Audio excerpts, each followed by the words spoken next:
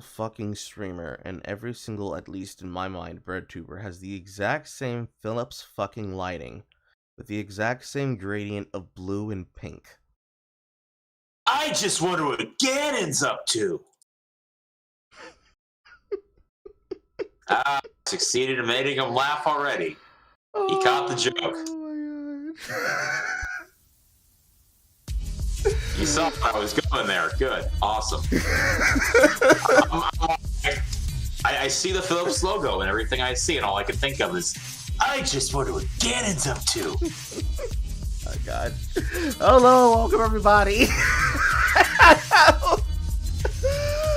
Oh, welcome back. He loves to hide the pain. Every single time, you're actually right.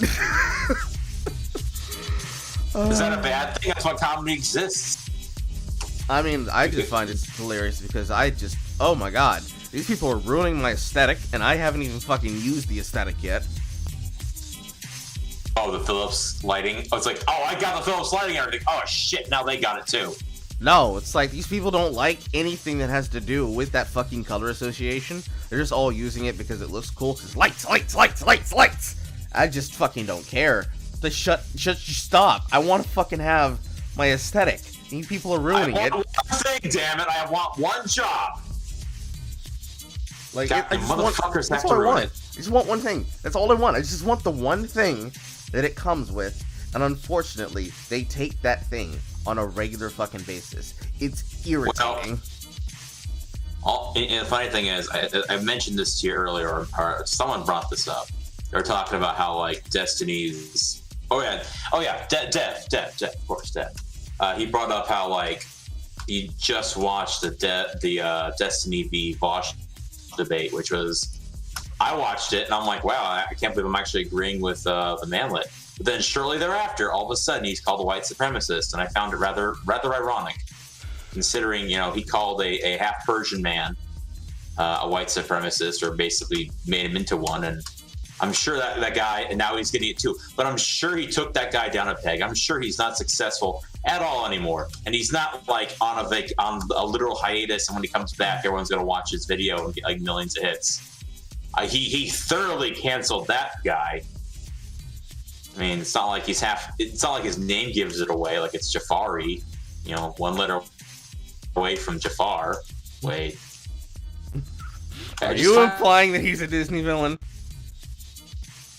I'm not. I'm just saying it's a dead giveaway that he's part Persian.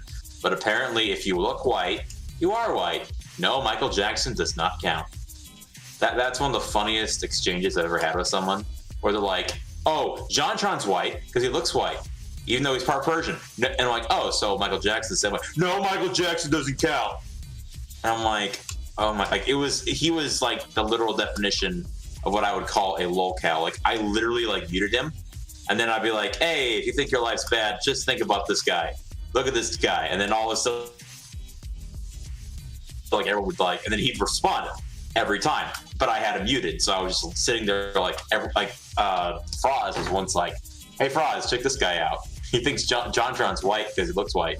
And then like Froz was like, "Oh God, who the hell is this? Oh my God, this guy's a freaking whatever." And I'm like, "Yep, no, that's why we don't matter. I'll be here all week." This is a very long opening. I know. I ramble. Maybe I gotta get Jay to help you. I don't know. I feel like you might need it. Maybe. Not talking too much? What do you mean? What would Jay help me with? Oh no, I had that problem at one point, technically. I see. I had that problem at one point, technically, actually. It was something that she brought up on a regular occasion when I talked to her. It's like you have a problem with fucking running on too long. You gotta fucking concise. Stop. Print. Yeah. I mean, you weren't saying anything, so what was I supposed to do? Is dead air. Not really. I was waiting for you to stop so I could be able to like transition, but it's like you know, this is actually going somewhere. I don't want to be mean. That would be rude.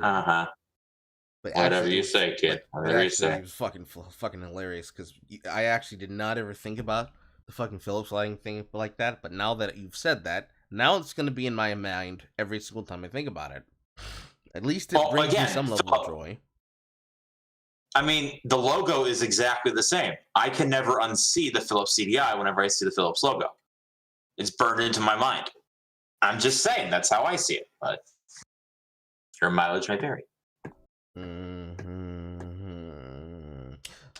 Speaking of things that mileage may vary on, since it's the most fucking controversial thing that's happening at any one period of time, suppose we're going to have to mention and talk about it right now. That way we don't have to fucking cover it again. Because I'd rather not have to cover it again. So, I mean, I was sick of it this morning. So, Gina Carano. Yes. Sweet, 9 pound, 10 ounce Gina Carano. Wait. Sweet, lovely, loves the people. Everybody was watching Mandalorian kind of because they were bored, but also because they're easy sheep. But mostly they wanted her for Gina Carano. And if they were some people, they wanted her to literally body slam her into the ground because it turns them on. Believe me, you know who you are. Yeah, I'm one of them. What about it? Yeah, we all are. We all are. What about it, indeed? But yes, Gina Carano is gone, and I literally, when I found out, I was laughing because I knew it was going to happen. Because as soon as I found it, when I found out when it happened, I was like, "Oh my lord!" They just shot themselves. Like, it's like, to me, it felt like that scene, that one meme. I just literally shot myself. Like that's and because I knew, because I watch a lot of Clownfish TV, guilty as charged, that the investor call was Thursday. This happens Tuesday. Wait. No, it happens Wednesday. The investor call is Thursday. And I'm like, oh, you guys just shot yourself in the foot. And then like literally Doom Clock comes out and says, oh yeah, it got leaked that it happened. And I'm like, I fucking called it. Is it really, and I was a hell. Is it really a leak if it's like obvious? I feel like that's not a leak. I feel like that's just y'all just played yourselves. Yeah, well, they'll claim it's a leak, but they'll claim it was a leak, but in actuality, y'all played yourself. Let's be real here.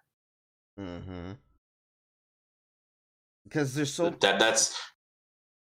many moving parts to this story, and the most important ones are not the ones that many people are talking about. And even if they are talking about them, most of the people who are talking about it either have it the wrong way around or don't understand.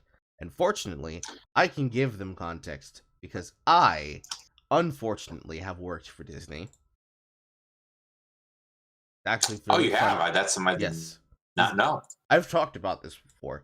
I was working at Epcot, specifically in the area where you have the Voices of Liberty. It was a thing that most of the high schools did every so often when Disney gave them the opportunity.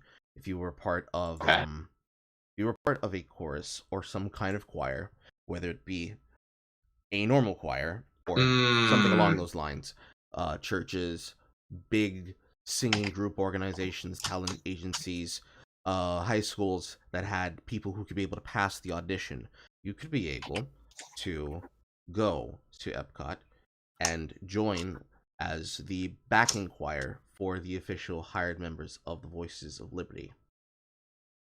That explains it. We had a similar thing in our high school. See, I was there, but I also wasn't in show choir, so. See, in my situation, what ended up happening is that I was going there and being hired by them so frequently that they eventually tapped me individually and said, hey, would you like to come back as a section leader voice for the tenors? And it's like, damn, son. And I asked them, okay, so how much are you paying me? And their agent sends me the email scan of the contract, and I just saw 0000000. I'm like, let me get that money, bro. Because money. Why would I not? Because those are things you put on your resume that can help you, whether or not I like it or not. Exactly, it's money. I would be stupid not to do that. Money. But at the same time, it's like, Oh boy, my stories about working in the Disney parks is a whole fucking experience. Well, I'll have to hear this story sometimes. That sounds rather interesting. This is something I was not aware of. This is actually an interesting story. Oh, no, Cool. I've told the story before on Twitter. It's just probably be a lot Mhm. different if I was to retell it on broadcast. Yeah, we'll tell it some other time. But I just said this is a new development I wasn't aware of. But I can believe it. The Like I important- said, what do you? Yeah. Go ahead. The important part here is that in this diatribe there are multiple parts and multiple shifting movements and multiple things we want to talk about that some people have jumped onto the latch boat for concerning the story. The top and short of it is that people are saying, oh, well, you see, she was being an asset to the company. She was doing stupid things. You can't be a Nazi. You can't do that kind of shit. You can't antagonize people like that. You don't you know? If you mention the Jews, this is gonna be a problem. That's not what fucking happened. Like, it wasn't. It was not. In no dimension was that the problem. And more importantly, that's lying about her because she was slandered as supposedly being bigoted and racist after they fired her, and then everybody else ran with the narrative of the story and decided where that story was going to go. That's the long and short of it. Really, the story does not begin. It did not begin and end with what happened on Tuesday/Wednesday, where you had... It was an excuse, basically. The firing happened. That's just when Disney chose, okay, this is too much heat, and this shit's clearly not going away, and you keep antagonizing them. So see you later. That's literally what it was. Because when it comes down to Disney, and actually you can probably quote Tina. In fact, let me hold on. I'm gonna tag Tina right now. I'm gonna see if she's watching, and if not, I'm gonna ask her to watch. Hold on.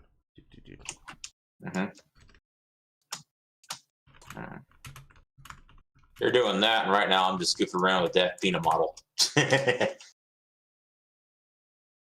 I realize he did not do as good a job on this as I would have wanted him to. So I'm gonna have to do a little bit of my own little mojo jojo here. But for those wondering, they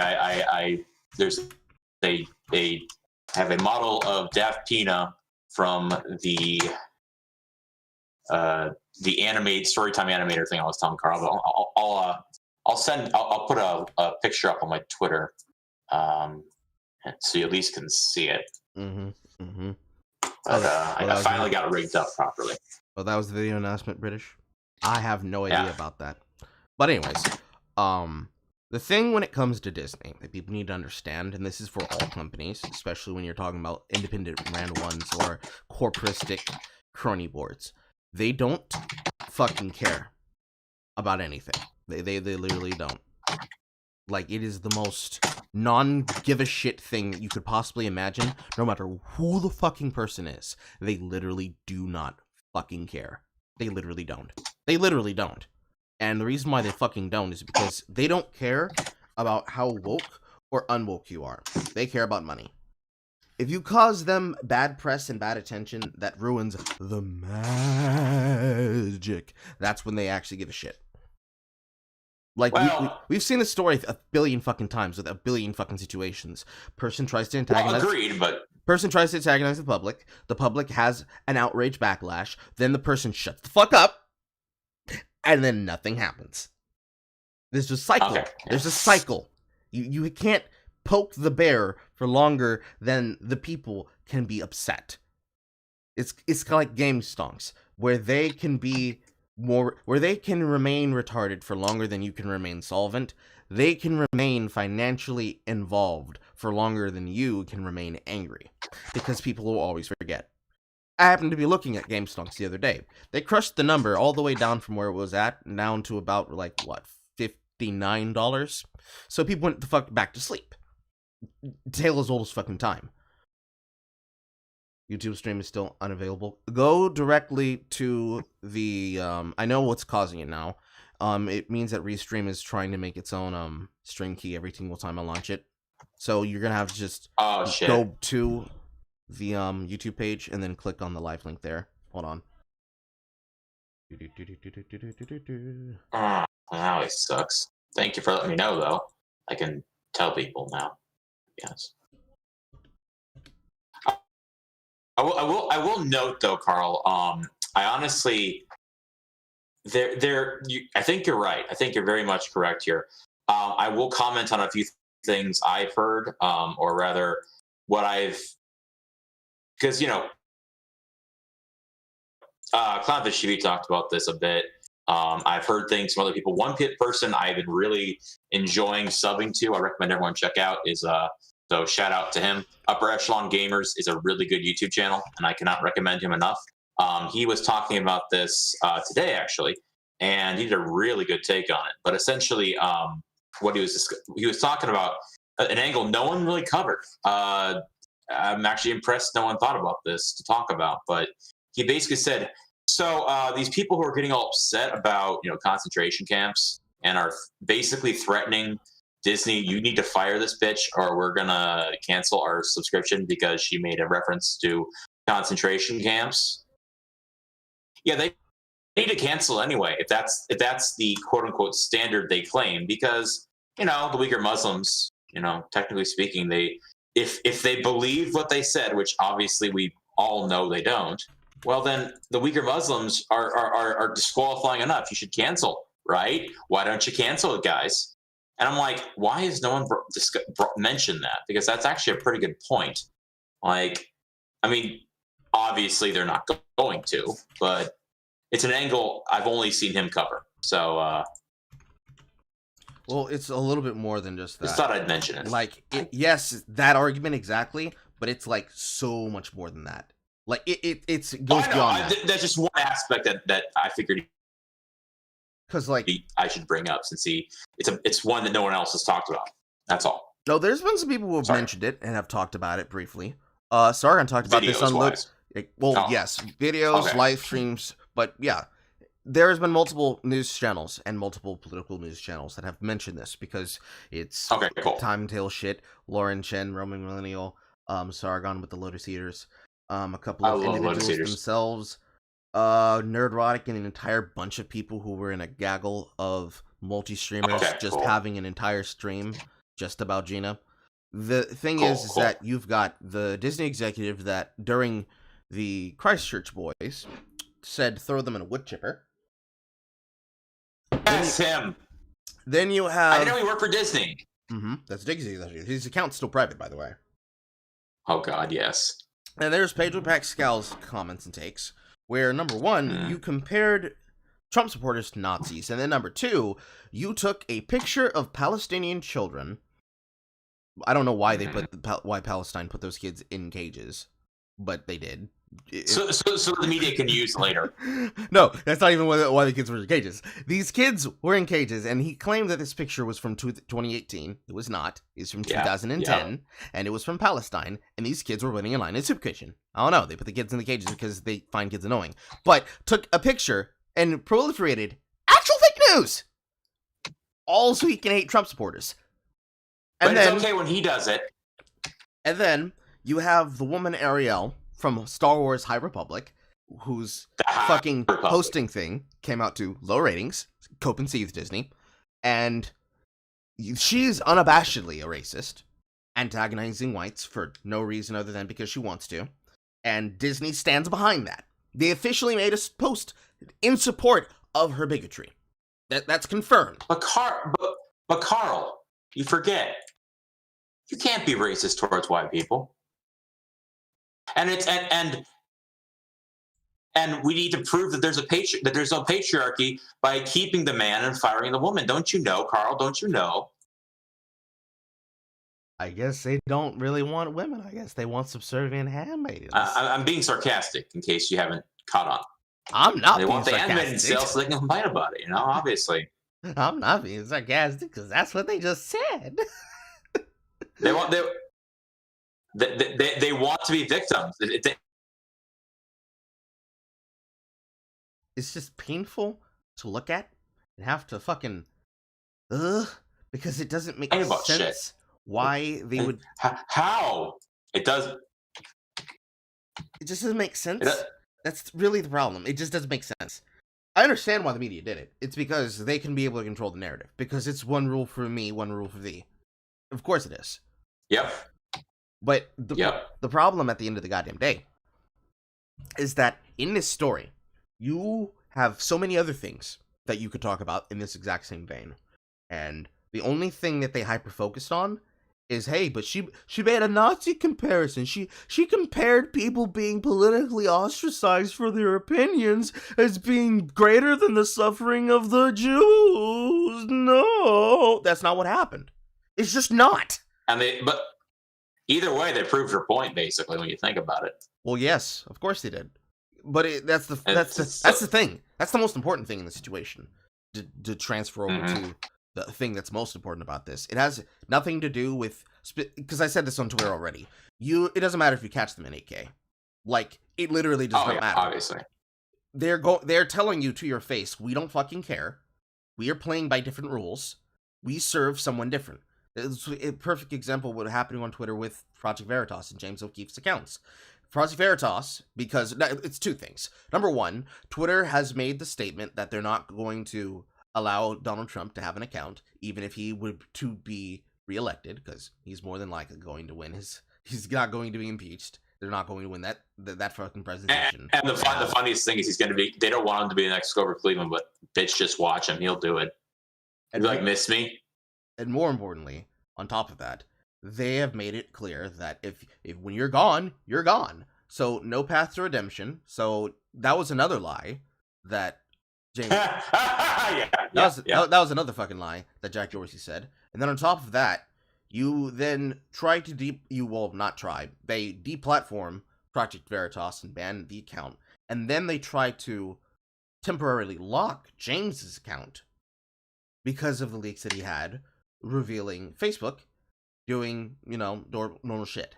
The practice itself that he was doing is called door stopping, where a very common, even if I dislike it, practice, a very common journalism practice where you will record something about a person where they are speaking in private and they're speaking not as they would in public, and then you pull up their actions and you pull up their statements and you bring them to their face. You say, hey, do you stand by the shit that you said here? You know how people on Twitter will just show up in somebody's mentions and they want to dunk on them, they'll just take a screenshot, whether it is in or outside of context, and it's you. That's that politically.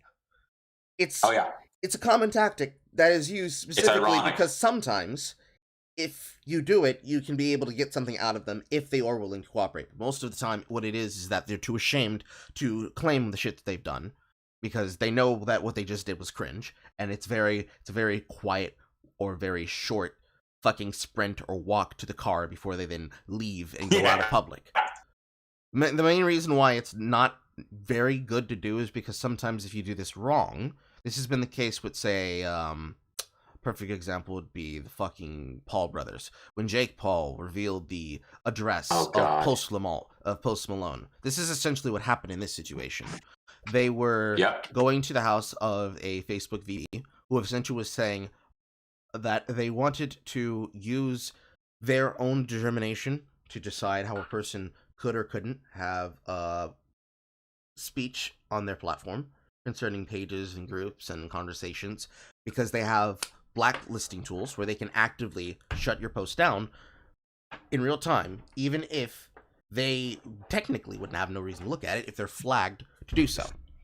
And that they choose to do so because, well, we want to rule by the hands of the agencies, but we don't have those rules yet. So instead, we're going to do what we want because we have to act in real time. And this was brought up to him, and it just so happened to be that the address number of where he was living was shown in the broadcast. But here's the bullshit thing. That exact same clip is playing on all of the news stations. Literally all of them. All of them. Uh-huh. Well, he drew first blood. They're going to be the reasoning for it. No, actually. He was not the first one to break that. It's just that when they reported on this, when he revealed it, it was revealed on Twitter. His account posted it, and then his personal account retweeted it. So they banned the account of the company, but they did not ban, but instead suspended temporarily his personal account. So he sees and knows this is how he did it, because he showed this on camera. He goes to try and appeal the account, and he sees that he can't get the account back. So it's like, fine, whatever. Because he had both of them open for the exact same shit. One was taken down, the other one was temporarily suspended. So it had nothing realistically to do with doxing or anything like that. It was literally because he is revealing how the system works. And this is the example that we're seeing in the case of Gina. Realistically, if Gina had done what James Gunn had for him, which was she aggravated, she teasing doing what I would call teasing the noobs, you know, antagonize them just ever so slightly, give them something to get mad about, you know, pull a panda, and then they get mad, and then you taunt them, and then you continue posting about whatever the fuck else you want, you know, posting all those quotes that you had post, the laugh, live, love ones, and then you spread that out instead of over a course of weeks, months. Never would happen. Guaranteed. Not even fucking kidding. She wouldn't have gotten removed. Because the problem was not, oh, she didn't... She said she went too far. What she said, and by the way, it's not even what she said. It was somebody else's post that other people chose to take out of context to claim it was bad for her. Yeah. That was the thing. Well, they didn't want to get rid of him for years, or for a while. That's been the talk of the rumors, especially when it comes to like what Doomcock and what WW Pros said, is that they've been trying to get this going for a while. This is just the one that they thought, oh, we can get her for this now. Finally, we'll get rid of her. Wait, this is the day before the meeting. What the fuck did we just do? That's the other angle that I find hilarious in all this. Is like, oh, we'll get rid of her. Well, and see, they do it the that's day what they've been before. trying to do for months, I think, at this point. I can't... Oh, actually, no. Yes, I do. I do remember when this started, because I made a video about it. Hold on. This started... I want to say in January. I want to say January 10th? That sounds about right. I don't think it was January 10th. Video, turn. Show me the shit that I will burn. Where is it? Ah, no, this is 4 months ago.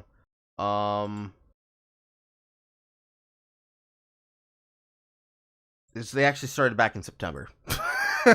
That's how long it's been going. I'm probably gonna... Yeah. 4 months and some odd weeks. They have been after her for that long. And that's the part that really makes it funny, because this is usually how it tends to go when you talk about canceling, because there's two reactions. The first reaction was, oh, y'all just gonna cancel Disney Plus after y'all say you don't like canceling? That's not what canceling means.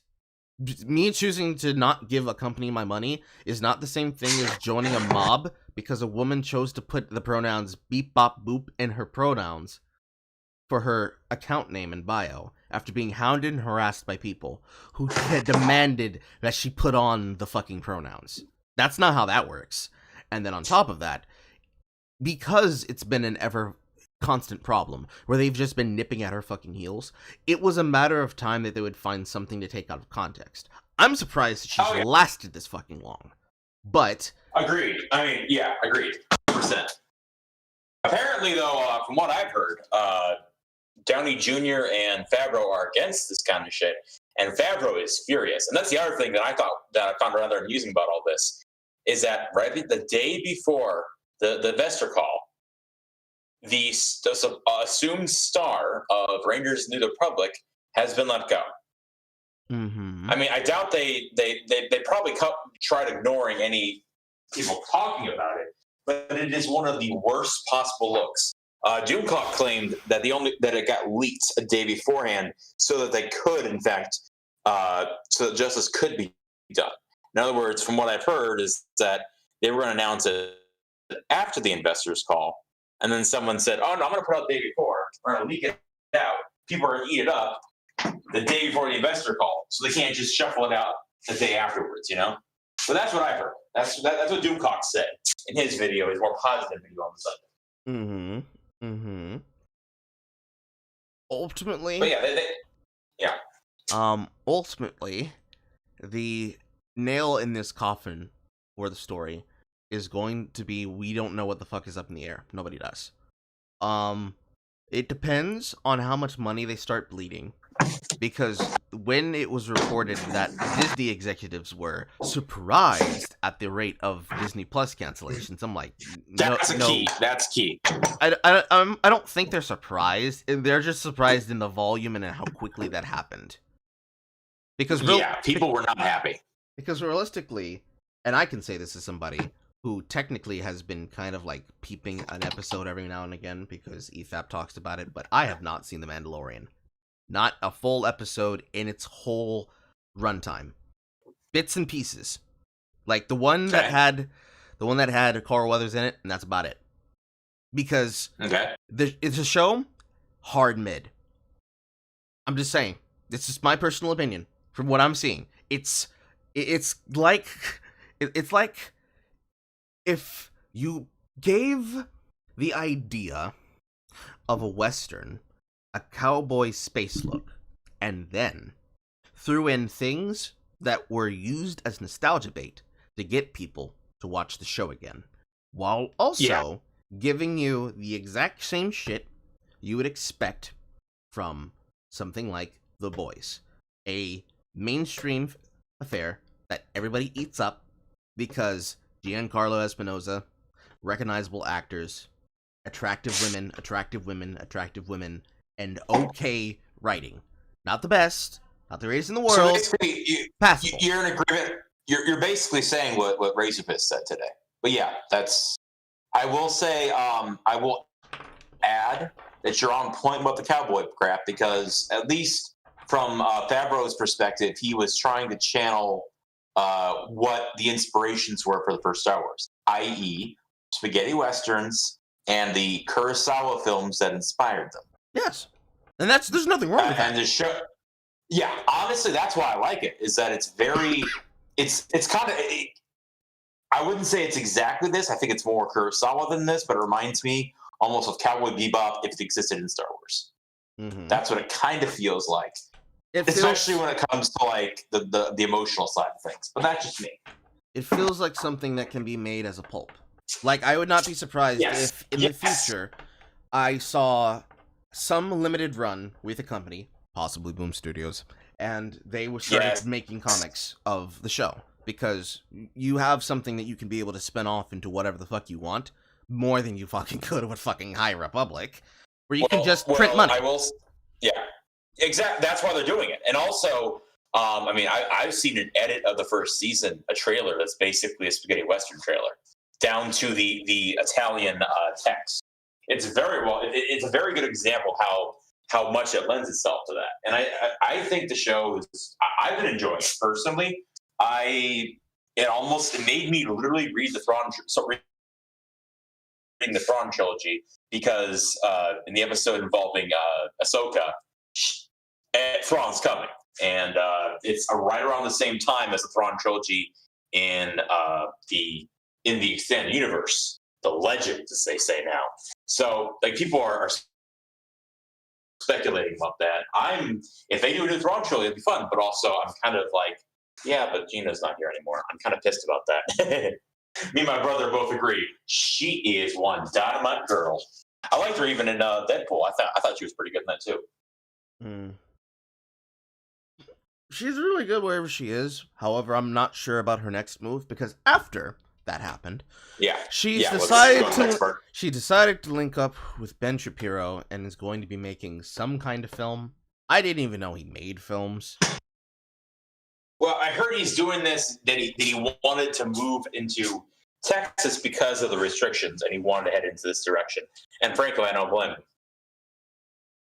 I mean, it's a way to make money. It's for me, from what I've read, people have been comparing it almost to how, like, BuzzFeed now has a BuzzFeed Films for that Gamergate movie. But personally, I view it as kind of we'll make our own Hollywood with blackjack and hookers, or well, not for that for Shapiro, but you get what I'm saying. It's like it's the extension of the just make your own thing. Okay, we will make it better, but that's me being never happened for anyone. So if that's the plan, I'll accept it. If it's not, we'll probably get another one of those terrible Left Behind films or whatever. Yeah, let me start on those. Yeah.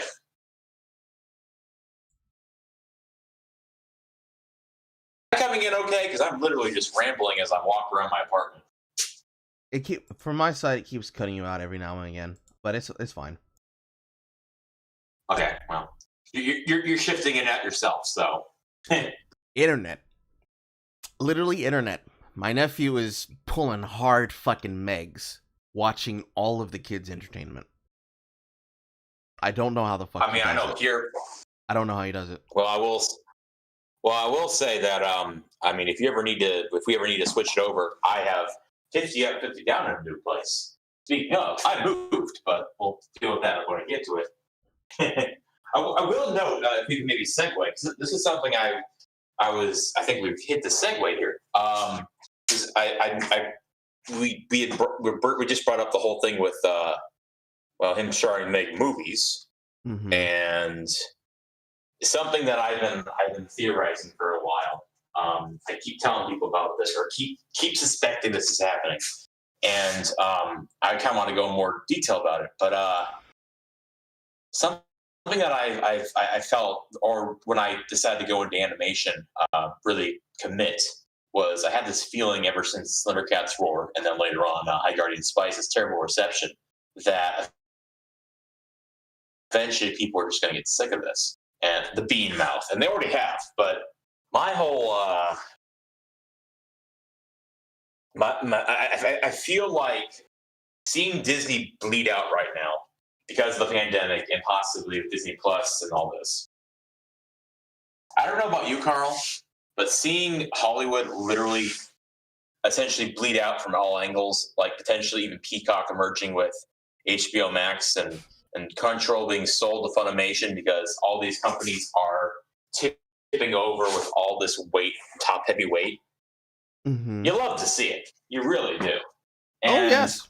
I have this feeling that it was always inevitable. Like, if anything, the pandemic was a catalyst for all this. Like, it sped up the demise that was inevitable.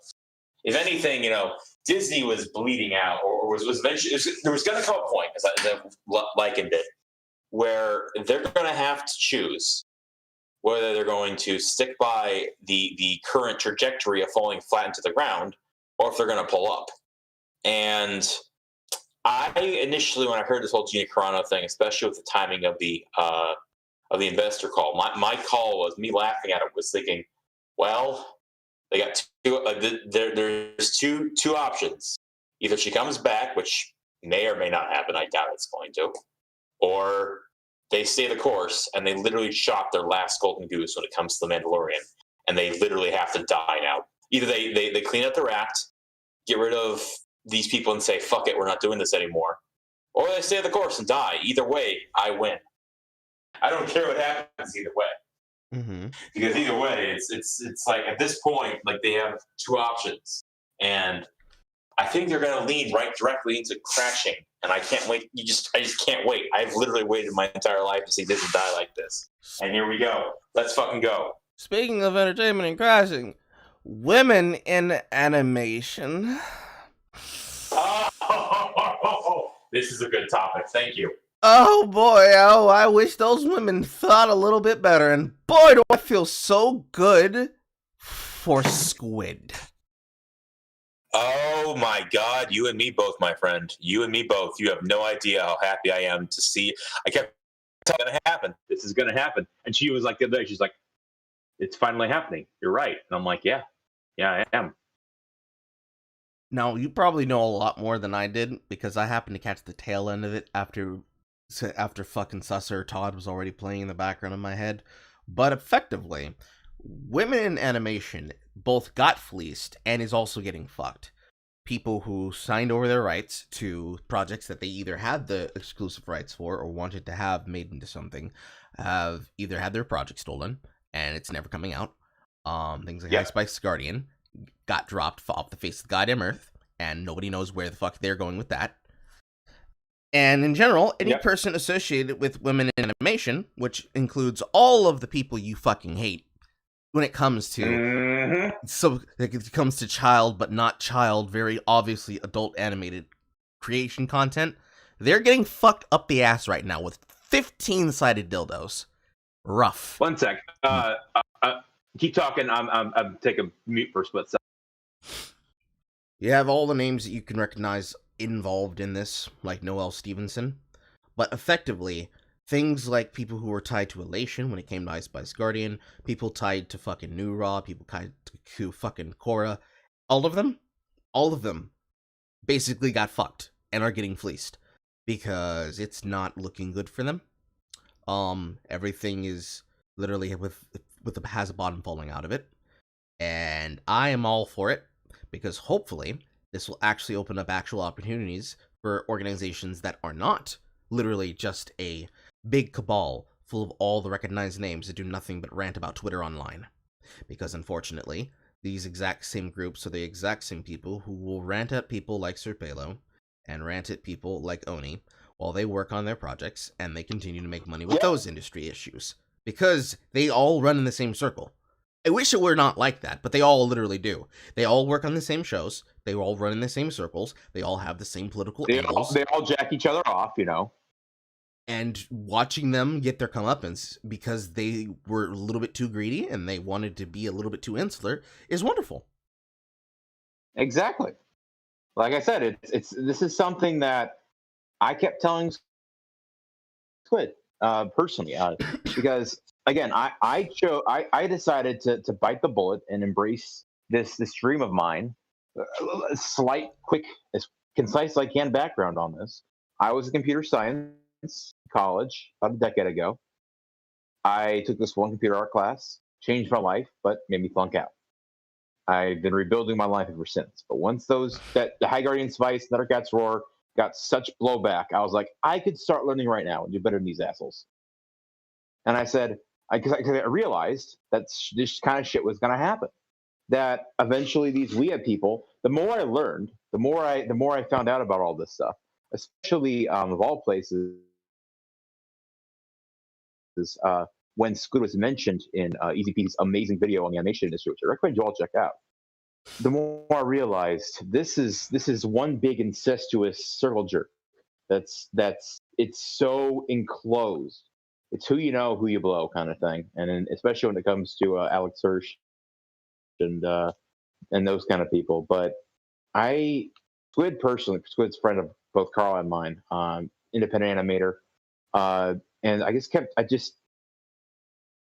she was kind of just blown off by the snatch who eventually founded Elation, who was running women animation at the time, and she's just sitting here watching essentially Noelle Stevenson when she did New Raw. She rushed the production so she can get to this thing with Blue Sky Studios, and Blue Sky Studios is now dead. She did all that. All that was for nothing. She butchered New Raw for nothing. And Squid's here like, man, she was kind of shocked. She's like,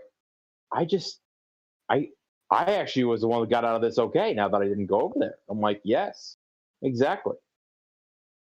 I kept telling her this shift is coming. They cannot afford all this. Like the whole thing with New Raw, that whole shindig. The reaction, the visceral reaction to like any fan, they're like, "Oh, you just masturbated this when you were a kid." And I'm like, "Wait, I was masturbating as a sperm in my dad's ball sack because I wasn't alive when that show was on."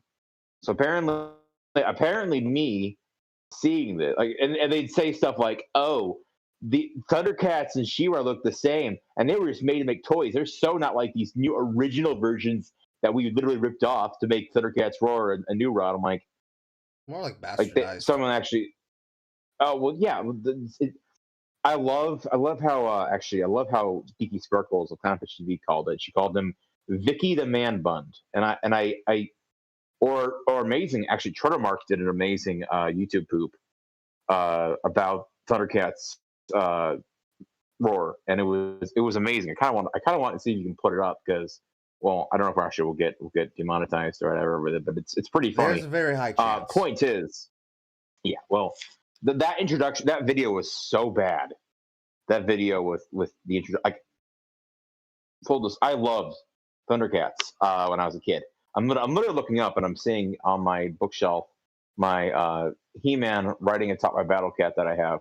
But Thundercats, when I was a kid at like age 11, I was watching it on Konami, and they also had that new version of Masters of the Universe too. And I was I'm rambling too much. But point is, I was pissed by I love the 2011 reboot, Thundercats. Love the 2002 version of He-Man, and they butcher both of them. Mm-hmm. And now the situation's falling apart. We've already got basically the equivalent of Jawbreakers Lost Souls and Hell of a Boss and Has Been Hotel being picked up. And now all these things are getting screwed over. You just love to see it. You love to see it. It's basically becoming comic animation gate of sorts, like the revolution of independent animation. And I am just sitting here like I am salivating at it as an animator myself. As much as I cheer it on, I cannot stress enough how important it is that no matter what you do not make a gate situation out of it. Exactly. Let it be something funny that happened to stupid people, and then use this lesson and gatekeep the shit out of your fucking projects. That's all you need to do. Because now that these people have nothing to do for money, and they aren't people who usually know how to do things on their own, they have to jack somebody off in order for that to happen, in order to make them fucking pinning stuff together. Speaking of that, Carl, there's actually a funny story involving that. Mm-hmm. Okay, so a couple of years ago, I think it was on Plenty of Fish. I met someone locally. This is back when like I was a lot more pathetic, and she was basically like on Twitch doing streams, basically like the SAW kind of person. Okay, and she kept me around as the emotional yes man as she got ass on Tinder. Okay, so her goal at that time in her life, because she didn't have a car, she didn't know how to drive. Her sister could, she didn't. Was to get a hairdresser degree, B, move to Austin, Texas, where Rooster Teeth was, C, get into Rooster Teeth, and pitch your idea. And this was a few years ago. And I remember, like, after we this was like, I think 2017, like fall. I checked her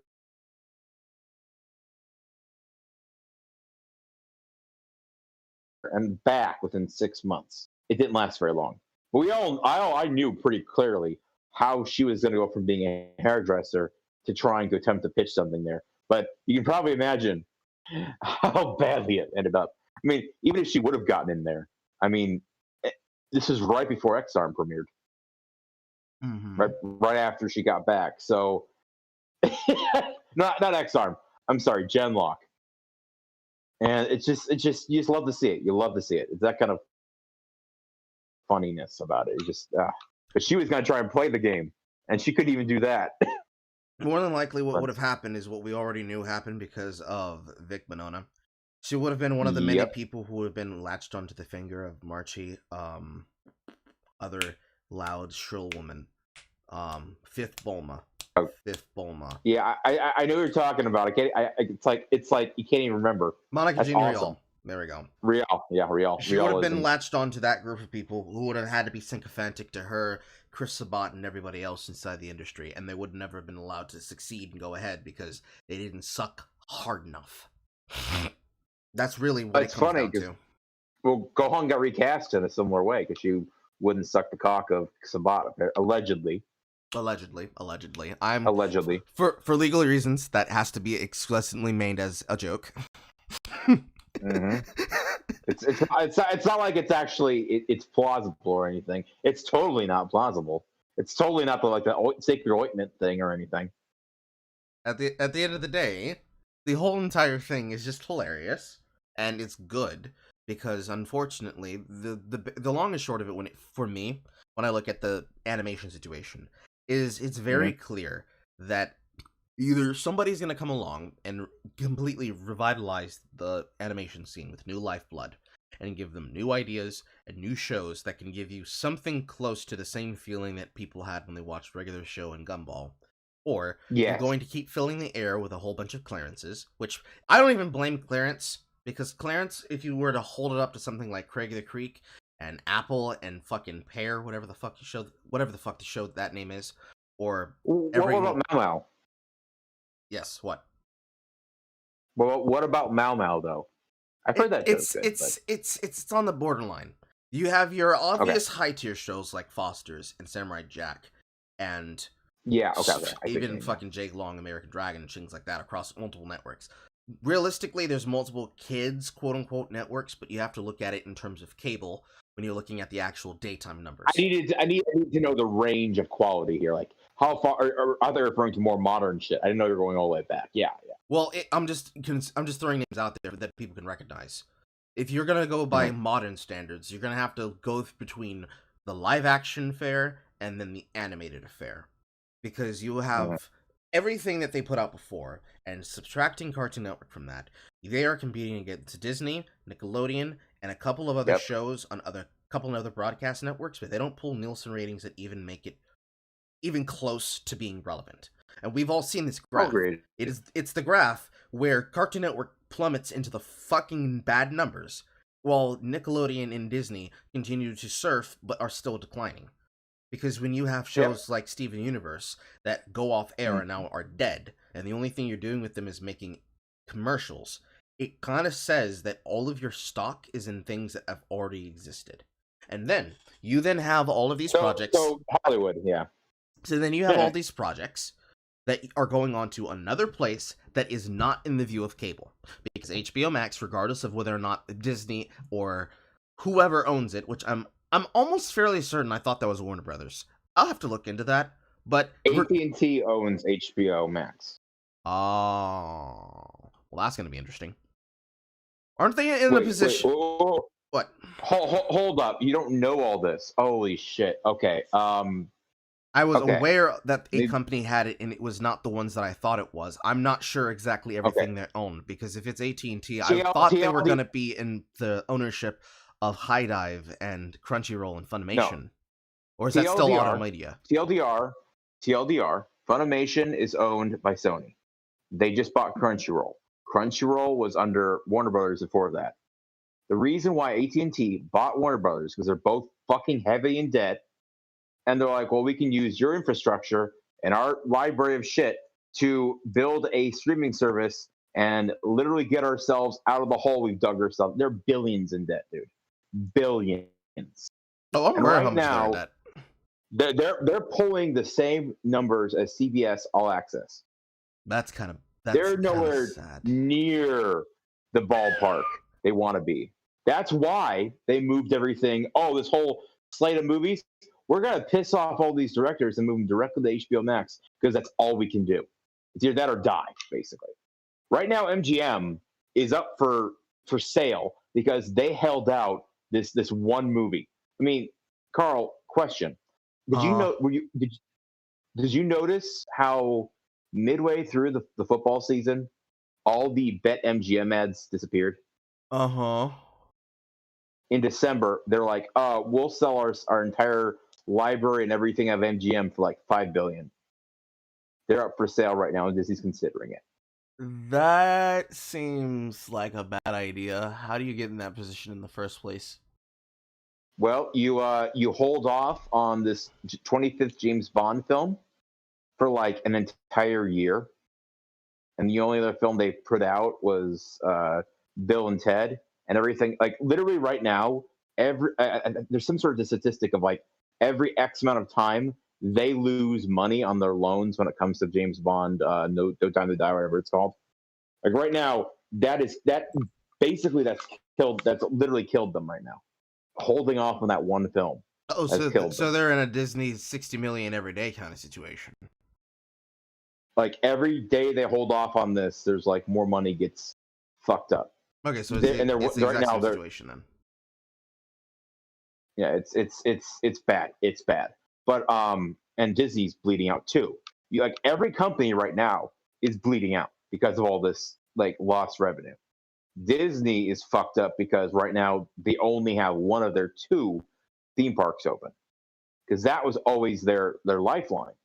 They would make all this money in the theme parks, and they could say, okay, well we can literally fuck our customers. So when it comes to these movies and the fans, because we have all this fuck you money, because the parks are open, the cruises are going, and now they're like, oh, we're pivoting everything over to Disney Plus, and laying people off and giving our CEOs of HR or whatever the budget person is like a huge check bonus check for, I don't know. But yeah, it's right now, Hollywood right now is bleeding. So like I said, it's them closing Blue Sky. My brother likened it almost to because I guess they had Mouse Guard in production. They likened my brother likened it to Judge Doom. I bought it so I could dismantle it. And that's where Noelle Stevenson's project was, the last one she had. And it was like, we already knew the writing was on the wall with Blue Sky, but as soon as they were destroyed, like Squid was on Cloud9, and she's like, oh my God, the evil is defeated. I'm like, yeah. Like that was one of the last things that was like still going for them. So Women Animation, I don't know who's running it, because again, Elation was founded by the lady who ran Women Animation. Mm-hmm. That one Margaret bitch on the video, that was the head honcho, the poobah of Women Animation. She's, I think, over in Rooster Teeth right now, trying to scramble that place together, which, considering how bad, in my opinion, the War for Cybertron trilogy is, in my opinion, how bad it is. Like, she's not doing a very good job there. But like right now, I guess you haven't watched like half the shit I've been watching. I've been following this like a hawk because of Convict TV's amazing coverage, and also because I'm just laughing the whole way to the bank watching this happen. I've been watching the situation differently. You've been watching it from the coverage. I've just been watching, but looking at the numbers, and I'm like, that's peculiar. Well, I mean, for goodness sake, right now, like SpongeBob is to Nickelodeon what now Teen Titans Go basically is for Cartoon Network. Oh no! I fucking know it. Oh, I fucking know it. My nephew walks around the entire fucking house from TV to TV just fucking watching it. I have never watched. I'm so fucking surprised. I've never watched an episode of that show. I've never watched a single episode of Teen Titans Go this entire time, and I'm so thankful for it. Thankful. Every single time I see the television on Cartoon Network, I intentionally switch it to Nickelodeon. Every single time. I'm not even sorry about it. He doesn't even care. He prefers SpongeBob. By the way, please tell me me and my brother are the only one that noticed this, but has anyone else noticed the weirdness between how every show that was produced by Dan Schneider was the one that had the foot version of Nickelodeon? Am I the only one that noticed that? Am I the only one? Because the writer's verily disguised fetish. I find that correlation to be rather troubling. But I just found it funny that like after all this time, we finally, I'm like, why do they always have the foot thing for live action? And I realized, it's really two different divisions, because you have Nickelodeon's proper office that has been modernized to shit, and then you have the Nickelodeon on Sunset Studio, and I'm pretty sure it's two different productions. And when you are a producer in that way, you get to decide what title cards and name cards you can push with, which is the exact same thing with somebody like Chuck Lorre, which is why you always had a custom end title card at the end of every single episode with his personal thoughts and opinions and shit for any show that he worked on, and most especially in the case of The Big Bang Theory. That's like his staple, and I'm for things like that. But in the case of Dan Snyder, it's like, yeah, how long does it take you to figure that out? But the more important part about that is that when you look at things like HBO Max, you have to understand that Disney's, or rather, not Disney, but AT&T, whomever who owns it, whoever is pulling the money from it, the people who are putting the content there, the director that has made it, the people who are gaining a salary for being actors in it, or voice actors in it, Cartoon Network's not seeing any of the money. That's the important part here. They're not getting any money from that. Because in order for them to accrue revenue, it needs to be something that they can concurrently put on the channel. They can't put that on broadcast because that's not content for them to put on broadcast. And even if they wanted to say, hey guys, go watch this over on HBO Max, you're telling people to go pay for a subscription service that you don't even have control over for content that is technically dead on your fucking channel, and you want them to be happy for a continuation series that is only made the way that you made it because the people who are now going to be out of work for a very long time, hopefully, fucking pray to God that they stay out of work, fucked you over on, because they fucked over people who worked for you and they left. They fucked over creators that you had that were in your pocket that left because you kept bullshitting them, like Craig McCracken and his wife. You have projects that have fucking been sunk underwater and now have gotten entire indie audiences that you don't have a dig in on, because the people who you would have had there got fucked over by people who worked for you, and all the people whom you wanted to have as your mainstay people to bring you more shit have made off like a bandit with the bag because you protected them for so long that you're using the exact same tactics to try and protect other shows that you could potentially be able to get them in for. And this is something that not only Nickelodeon is guilty of, and that Cartoon Network is guilty of, but Disney is guilty of. Like, all those shows that you have seen people fucking lose their mind over, including people like my stalker, the fucking Owl House, your Amphibia, and a bunch of other shit. Loud House, Casablancas, those things. All of them are made by the exact same cabal of people that are hoping that their future exists in HBO Max. And I am waiting for the moment that they figure out that that's not going to happen for them. And that they're going to have to sit there and watch people like Viv and all of her team get picked up for all of these projects because they're coming up with original ideas. They're getting them funded by their audiences with crowdfunding. And then they're getting professional actors to get involved in them because they see the idea and it's like, oh, that'd be fun. Because that's really what it's coming down to. Because there's three things that are going in there. And this is for any person who's a voice actor or an animator. There are things that can only happen with doors that are open for you if you go through the proper channels.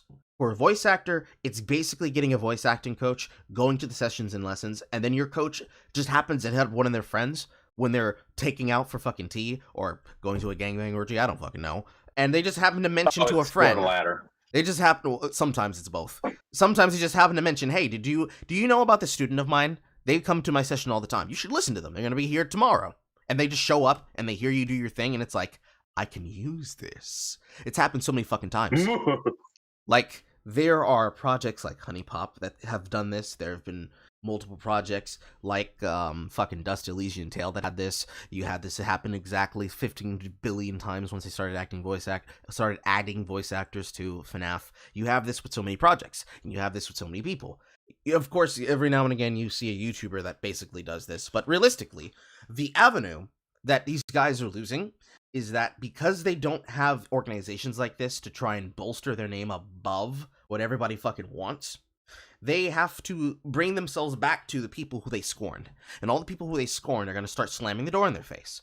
And they're going to have to go through a revolving door of these slamming doors until eventually they come to the knee of all of these companies that they hope will hire them, but they won't get hired because their name is mud now. Because all that time they spent being sassy bitches on Twitter is going to get them fucked over in the long run. Because on one hand, they'll have cost those people money.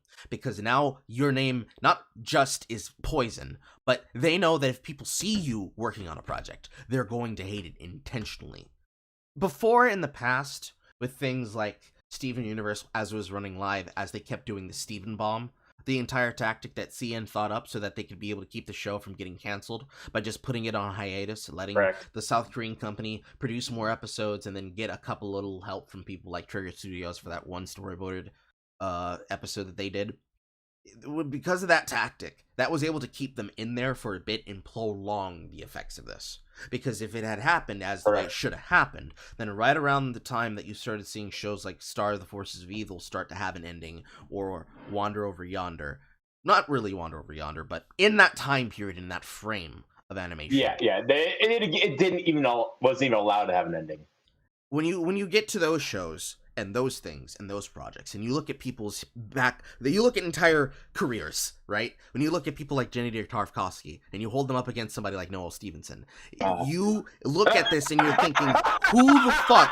Sorry, I couldn't read this. Who the fuck would say, oh, Kennedy, we know that you helped out this new person who happened to work for us on season 1 and season 2 of Adventure Time, and we know that you worked on their project for their pilot for Steven Universe, but get the fuck out the office and go fuck yourself.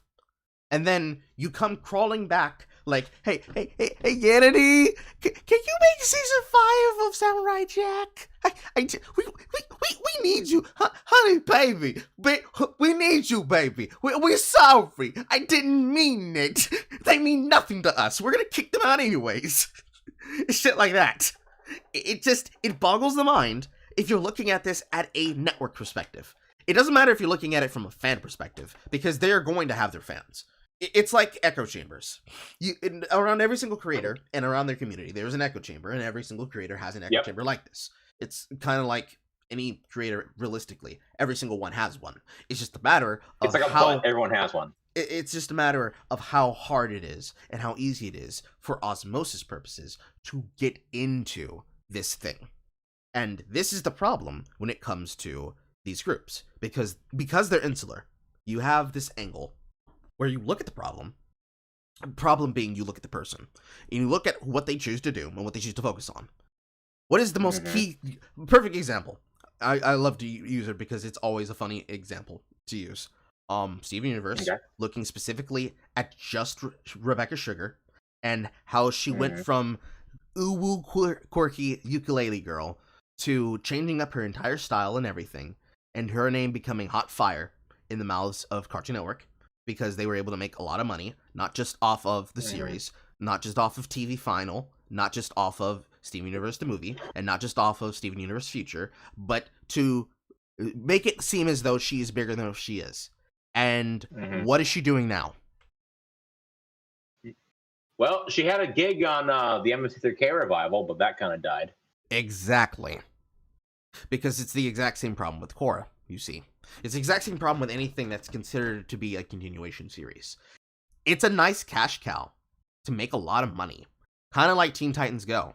But it's like looking at Titans and then comparing it to that one episode where they intentionally tried to make the joke that, hey, we're going to make Titans, but we're going to make Teen Titans Go, but it's going to be really grimdark, the way that all of these shows are getting rebooted. And then you look over at DC Universe, and you look at what they're doing with Titans, and you're like, oh my fucking god. It's kind of like they that. They actually did it. The bastards actually did it, yeah. Because it when you look at it, you're like... Unironically. It may be hard for some people to understand, because it feels like I'm bouncing all over the place, especially with the interjections, but I want you to understand what I understand, because I went to school for this shit. Imagine you are an executive, alright? Imagine you have a programming block, and you have a budget, and you have entire people you need to talk to in order to make your channel not die. You need to find shit for broadcast, you need to put it on the air, you need to sell that shit like fucking hotcakes. Even if it's a garbage concept, you just have to sell it like hotcakes, and hopefully it turns a profit. Imagine you have somebody come into your studio that says, I will sell you a $1 billion idea, and all you have to do is just trust me and let me do what I want and say what I want and completely cover my ass whenever anything bad happens. And you say, okay. And this person quite literally is the worst thing that you could possibly have on your network, because every single time they open their mouth, they are constantly antagonizing the audience you hope to make money for. The idea and the goal is, I want people to enjoy the product. You could say consumerism as much as you want, because technically it is, but at the end of the day, it's numbers. It's just raw fucking numbers. If you have a show, and this show underperforms, but you have a show that is performing, this is a perfect example case for Cartoon Network, because this actually happened. Young Justice, compared against, Yes. I forget what show it was.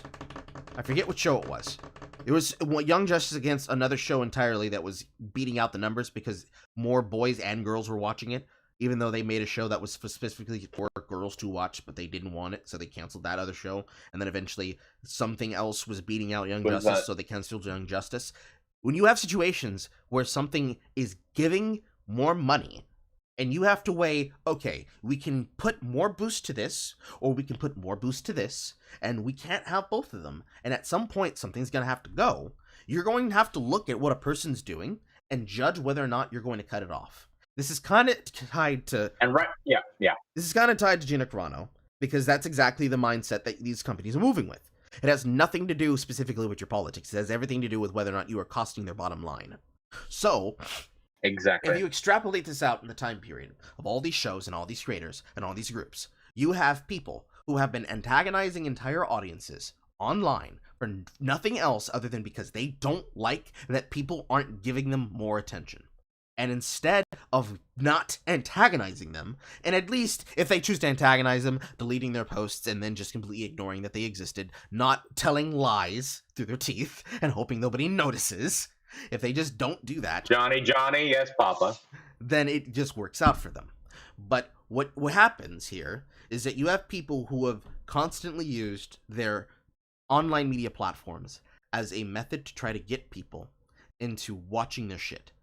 You know, trying to do what most people do. It's like getting them mad, getting them to hate watch the show, and then bragging about the numbers because they know people are hate watching the show. Eventually, this does not work because it will wear off. They will get bored, or they will just simply move the fuck on, or they will come after the fact, then your show is completely over, and you will not be able to benefit from the eyes that will be pushed onto the series. You have to stay alive with your insular base at that point. And if you look at all these people, they have multiple fucking catastrophes and entire fucking drama that follows every single show in this period. It followed Korra, it followed Steven Universe, it followed New Ra, it followed... It's funny that this happened because it even followed things like fucking Magic School Bus Returns, the really not great animated one that looks like it was animated in Go Animate. Don't get me started on one. that, yeah. Oh, everybody saw that shit come up in a while. Because I remember when they were announcing that, because they were announcing the voice actors they picked for it. Because they did eventually get the original voice actress to, like, do a guest spot role. But then it's like, oh, we're going to hand this off now to Kate McKinnon. Here you go, kids. Here's Red School Bus. All of these communities, and all of these shows, and all these production teams all have problems that surround them. In Noelle's case, and any person associated with women in animation, their problem is they wanted to be sassy bitches on the internet. And then they started antagonizing their own fan base and caused controversy enough that they started trending. And now, instead of people knowing you for your show, whether or not they watched it or not, knowing that your show existed, instead it's like, oh, are you the person that started calling people the N-word and the A-word and the G-word because you didn't like that they didn't like your kissing scene? It's situations like that. Because that kind of shit is reflected in Nielsen ratings. Nielsen's ratings being the things that they use to actually judge whether or not your show is doing good in its primetime slot. Things that are actually necessary to know if you want to get an award, like the 4-Year Consideration Award, like the Daytime Emmy. These are things that you have to fucking know. Even if you're just a casual viewer, if you want to know what's going to win, you have to look at who's sucking off whom, because this is technically how it works. A perfect example to follow this case, because I love what she does, is Rachel Bloom. That's not her actual last name, but Rachel Bloom, and her creation of Crazy Ex-Girlfriend. She knows what to do. She went to the 4-Year Consideration group and asked them if a musical number would be asking, but she did what would be the meta to do, and she won award after award after award after award after award after award. I don't know what her politics are, although I'm pretty sure I can guess what they are, considering she's worked for Robot Chicken, and she's in that group of people, like Seth Green, who have gone on to have interesting opinions and interesting careers.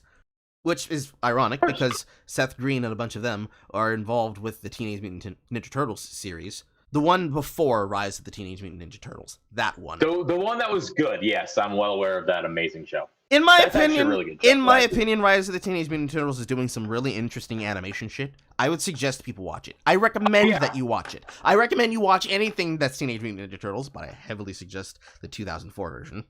Like, go back and watch that shit. That's fucking gold. Yeah. That's fucking gold. But all of these groups, I mean, 2003. They all work in the same circles, and in that time period, she was working with Seth Green when doing shit with Adult Swim, but also doing shit with Nickelodeon. And it just happened to work out for her. And that's not what these animation people have been doing. They have been spending all of their time hoping that they can make bank off of monetizing the Tumblr audience. And what they realized is, especially in the case of Tumblr. Tumblr. No, they went to, after the Twitter blew up, they went to Twitter. That's what I'm saying. I know. I'm just making a joke at the expense of the death of the website. I get. Okay. It's almost like the case of NeoGAF. It's a completely different place now, but you can very clearly see that it's been ravaged. But these groups have, especially in the case of Rebecca Sugar and the entire Zammy shit, they have recognized that they mated monsters, and they don't know what to do with them. Because even if they try to get them to watch their shows, there is no chance that says that they will stay on task. Because it's like controlling children or wild animals, or in this case, K-pop stans. They pick shippers. They pick a thing, and then they get mad about that thing, and then they spend 90% of their time on Twitter creating situations and getting mad about it. They become the Rat Burger meme. The other 10% of that time, They are lusting all of these shows and making excuses for why they say this is bad here, but this is good here. Like the good Fujoshis, they are. This was the problem with when Lily Pichu made that fucking thread. Not Lily Pichu, but Lily Pete, the animated person who gets mad about animated cartoons. When she made her entire thread, when she made her entire big ass fucking 100+ thread, despite the fact that there were people who would have agreed with her on the left, and I'm air quoting that because these people threw her to the fucking wolves. Even they were disagreeing at points in times because they were picking and choosing what they wanted to agree with from her opinions, and what was clearly just her being very mad that something specifically she doesn't like in writing happened. I'd have to ask Jay about this because she did a stream about it on her Nights of Cringe. She's actually doing one right now. Hi, Jay. Oh. Hello, Jay. But she had an entire thread full of fucking nitpicks and points. Some were okay, but a lot of them were just literal personal nitpicks that she didn't like about certain animation shows not turning out the way that she wanted. And this is what happened. Yes. This is what happened in those situations. You had an entire fan base, and this is a lot more applicable to Rebecca Sugar because she literally is trying to pull a Scott Cawthon, and she couldn't get away with it because it didn't work after a while. This is what happens when you have 10 people working under you deciding the direction of your show. But remember, I love how. But remember, she knows exactly how the show's supposed to be made, and she knows exactly what she's doing. But this is what happens when you endear yourself to your base and you say, "Hey guys, I'm making it for you," and then you realize, actually, fuck, I'm not making this for you. I'm making this so I can get a show afterwards because it all blew up. It blew up in their face because now these people, and that's why New Raw. That's all thing. New Raw. That's New Raw in a nutshell. Yes, exactly. And like, it's not just New Raw is that. It's not just that it's like the side that you're coming with. It's like you have to look at it from the head of the corporation, because once you understand the corporation position, you understand why they are fucked. It's more than just well, you see, you were hot and now you're not. Come back when you have something else hot. That's not the problem. The problem is that even if they were to get them involved in something, they literally could never announce their name. They could never say they're tied to the project, because as soon as they mention that they're tied to that project, it's cancer. It dies. It's not even just going to be cancer. They know that if this shit happens, they're going to have the same shit happen again, because it happens every single time. I see. So consider to yourself, if you saw Rebecca Sugar say that she wants to make a new project with somebody like her former / boyfriend, which I found weird because I didn't even know that she and Quarterly were dating. If she and Ian Jones Quarterly wanted to make another show like OKKO, and they wanted to bring in all their personal friends to make a new show that was like that, you know, they wanted to work with somebody like, I don't know, fucking Team 4-Star, now that they've ended working on Dragon Ball Z Abridged. If they wanted to bring in all those people, they could probably announce that it's made by the people at the crew at Team 4-Star, but they could never say her name, because the exact second that shit fucking happens, they're gonna be fucking sweating. Yeah. They're gonna be sweating because of Zammy. Same shit with Noelle. They're gonna be sweating because of the fucking bitch fit that they're fucking star through over a situation that literally nobody had any context to. And that is what makes it so great. Because the studios in actual movies are aware of this. If fucking Borderlands the movie is any indication, which is a shame. That's a shame. Because you're just saying, number one, we don't respect video games, and number two, voice actors? We're not gonna pay voice actors who originated the characters. What's that? No, we're just gonna get. We're gonna. We're gonna. Carl. What? Carl. What? Carl. What? To be fair, neither does Randy Pitchford. At least Jack Black and Mr. Jablinski will be able to fight back when he gets assaulted. That's all I'm saying. Yeah, he will. But I just found it like I always found that you were asking for it. Mm-hmm. It's just bad all around. It's just the situation itself is all bad around. But I find it more interesting considering that there have been people talking about specifically those angles because of video game movies, which is actually a funny idea. Sonic the Hedgehog is going to be the last movie in a pre-Coof world that will have been released, and Sonic the Hedgehog 2, with that fucking Emerald Hill music playing in the background. I heard you, commercial. I was nostalgic right there, man. It's going to be. I recognized it. It's going to be the first movie in a post-Coof world. Technically, it depends on whether or not you consider it being something that was filmed during the release of the Coof, COVID-19, or not during it. If it started and completed filming during this time period, and it's something that is like a big blockbuster thing, not like the smaller indie films, like the one that was made completely inside of isolation. I forget what that horror film's called, but people could probably look it up with just that description, figure it out. Shit like that.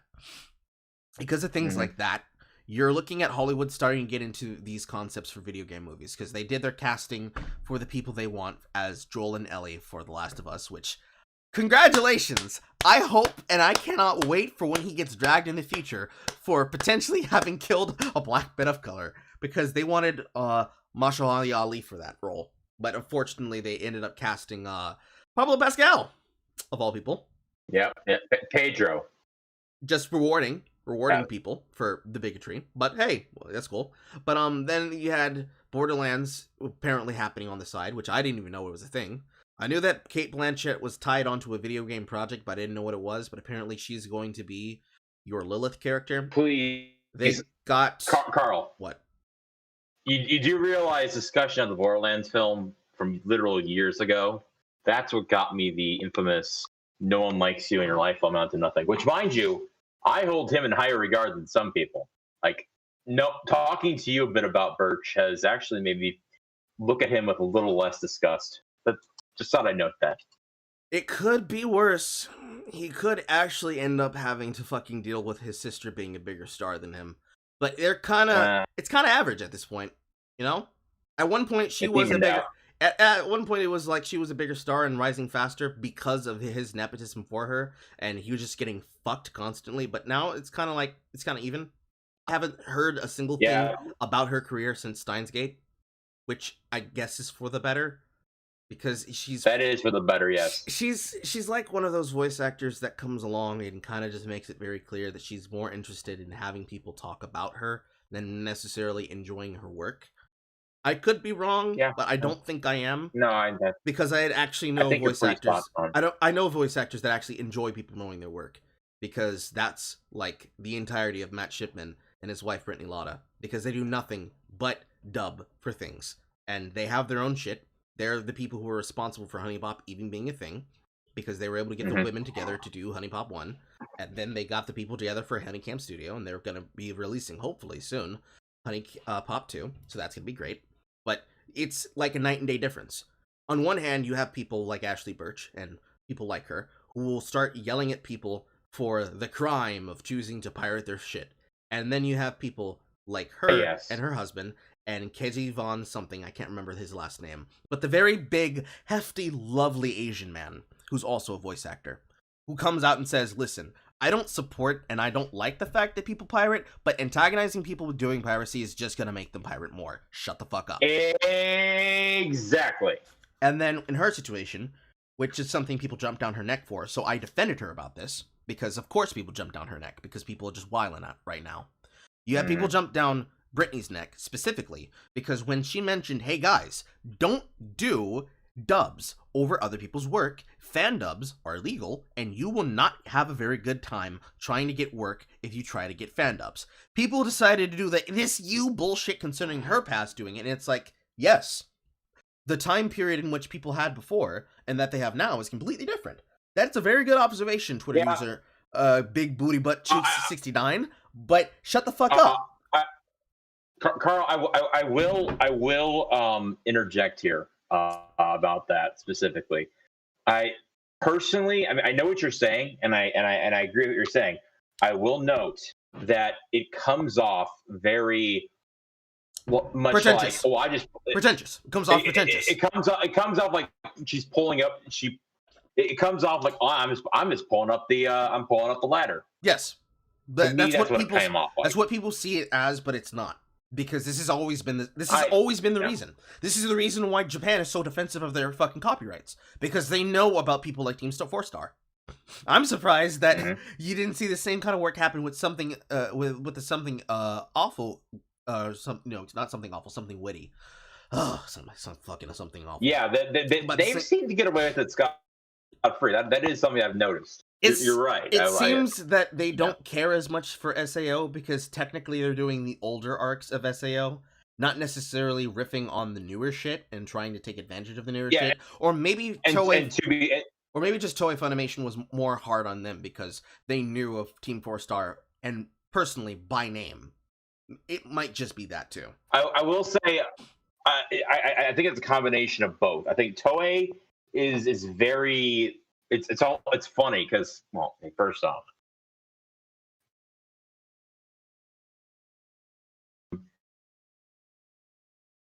Did you cut out?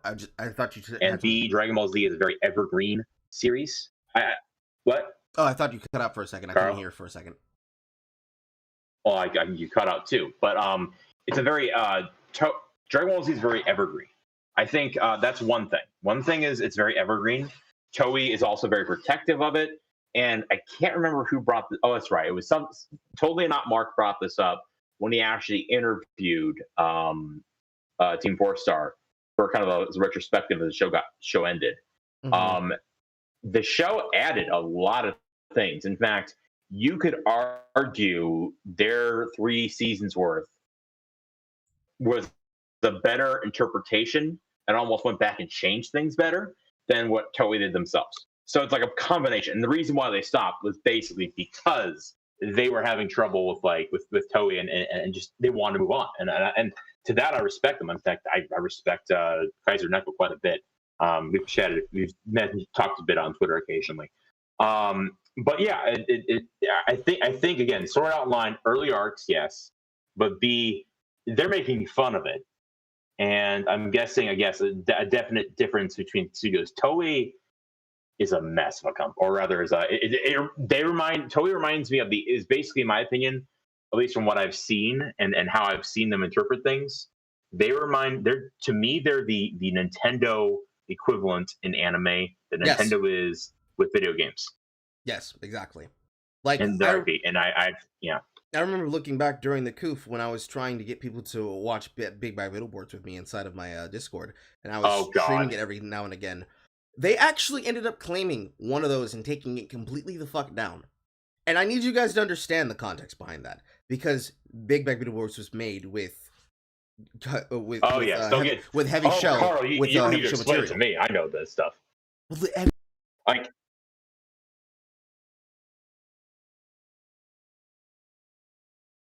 because I actually watched that show when it first came out when I was a kid. I actually liked it, unironically. And then I grew up. Carl, you there? I think we lost Carl. Is the stream still up? What happened? Oh shit! What did you do, Carl? Carl, no. Carl, what did you do? I'm speaking. I don't even know if are we live? Are you there, Carl? Yeah, barely. Okay, we are still live. Good. I don't know what the fuck happened there, but anyways, it's one. I will say, I watched that show unironically as a kid, so. Yes, it was one of the better Saban projects that did not blow up in the fucking water like fucking. Well, Sarah Pete Scats is the other one. I can't. Sarah Pete Scats is the other one. But you're thinking, Masked Rider is what you're thinking of. Oh no, the other ones that yes, that was the name of it. Fucking VR Troopers and fucking Saban's Masked Rider. We don't talk about those things. But Toei, I remember watching VR Troopers when I was a kid too. But like the problem with Toei, when you have to consider how fucking evil they are with their copyright system, you could be watching a show that is adapted from work that they had, and they will claim it on the right of the footage in the show that is being adapted from. That's what I got a copy strike for one of those videos. So it was blocked in Japan. Wow. That's how fucking far they will go. They do not fucking play. They don't fucking play. So when you consider it, when it comes to the idea of copyright and shit like that, it really just comes down to the fact that because it is like that, it's where it tends to go.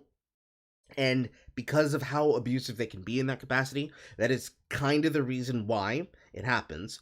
And yes, part of it feels like they're pulling the ladder behind themselves. In my opinion, when it comes to Team 4-Star choosing to give up on Dragon Ball Z Abridged, it has a little bit less, in my opinion, in my viewpoint, it has a little bit less to do with, oh man, we're getting a lot of struggle, because it's like, you've been doing this for 7 fucking years. What are you talking about struggle? You've literally survived so many bad algorithm changes that fucked with your channel, that fucked with your growth, I don't know that how fucked they with your did it. revenue. Yeah. They were persistent is the problem.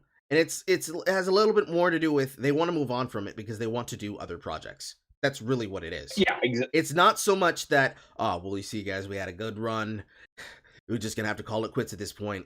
They finally got us. We're beaten. We're just gonna do one of these things. No, they were always doing shit in the background. They were always looking for work in the background. They were always doing things in the background. So when they say, oh, well, this is just, we consider it was time to finally hang up the hood. No, it's like, we want to do other shit that brings us money, but you have to do this because this is what people know you for. So they wanted to bridge out, and they tried to do that fucking animated series that they made, which I can't even remember the name of what it was. It was basically, like you said, OKKO, but not. It wasn't very good. I was not looking forward to that at all. And honestly, I unsubbed. I'll occasionally catch their Dragon Ball shorts, but that's about it. Yes. And then there was their Final Fantasy Machine Abridged, which that was entertaining, but it's more of the same.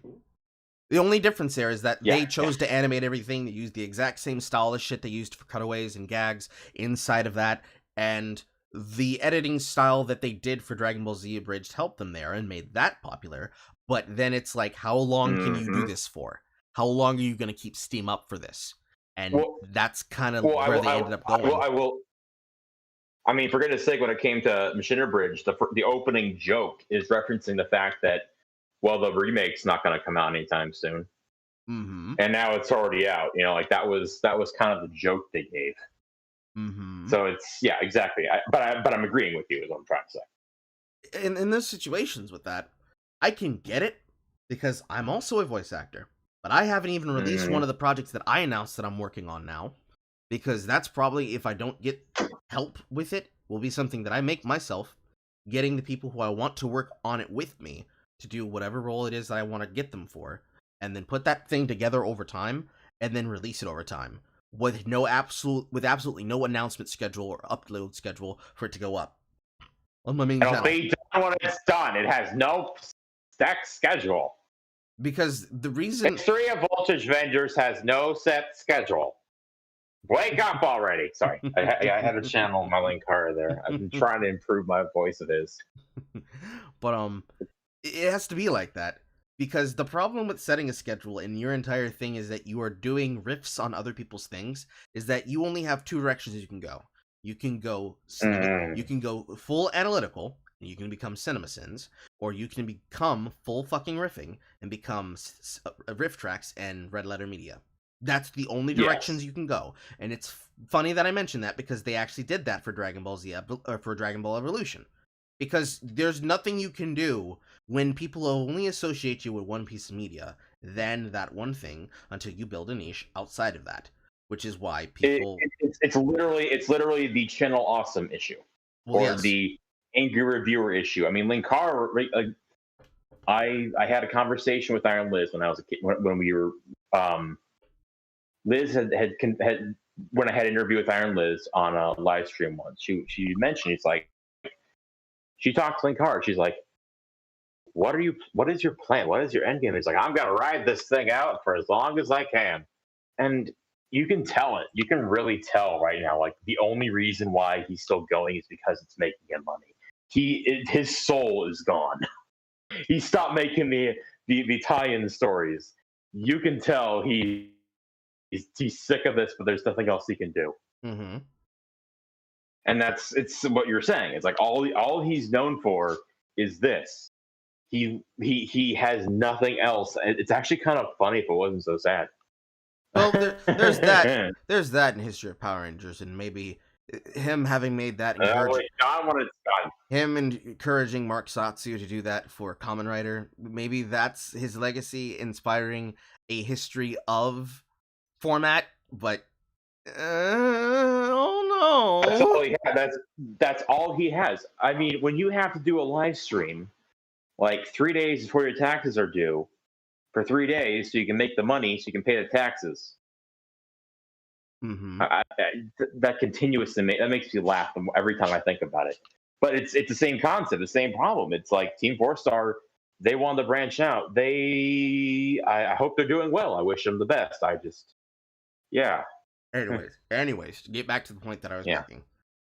For Sorry. people coming after Brittany for this, they have gotten so accustomed and used to expecting every single voice actor to be selfish, self-centered, and petty, that the first thing and the only thing they did was antagonize her personally and try to attack her, despite not knowing that half of the people that they consider their favorites, like, I can't remember his name right now. Fucking I know Part 5 exactly what you're Diavolo. saying. Part 5 Diavolo, that guy. People like him got a break because of people like her, putting him in contact with people like Riot Games so that he could be able to get work, like becoming the new voice for the voice remake for Fiddlesticks, or becoming Part 5 voice, English voice for Diavolo for Golden Wind. I'm not gonna lie. He's a nice guy. Like we had a nice conversation the other night. He said, "Thank God for civility." He's not that bad a person. But you have that versus everyone else. You compare the Chad Diavolo versus the virgin Xander, if you will. I can't stand that bastard. But people came down on her head for that. People like me defended it, and she actually did thank me in my DMs for that, because that's all voice actors ever fucking see. Granted, I tend to sell myself more as a streamer, and the voice acting shit is gonna be like a surprise whenever you hear my voice crop up. It's out there somewhere. Yeah. Well, it's interesting because I'm somewhat acquainted with what's his name? Chase Face. He's another one that's kind of on the fringe, and he's talked, made a video actually about this exact discussion. How it's what you're describing here is very similar to exactly what he said. It's like you have this almost the whole voice act coaching thing. What you said is exactly what he was describing. The whole thing with right now for him, it's like he had to basically he has a job I think at like an audio workstation place in Texas, but it's like it's very you have to, it's who you know who you blow being.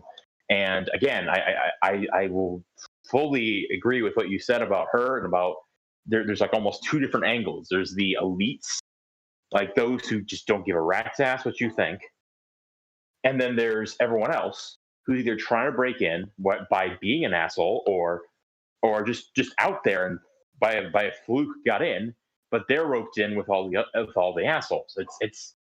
It's a very like almost non-win scenario. And again, I was hard on Kellen the other night, but we eventually just came to an understanding. And I'm like, dude, respect.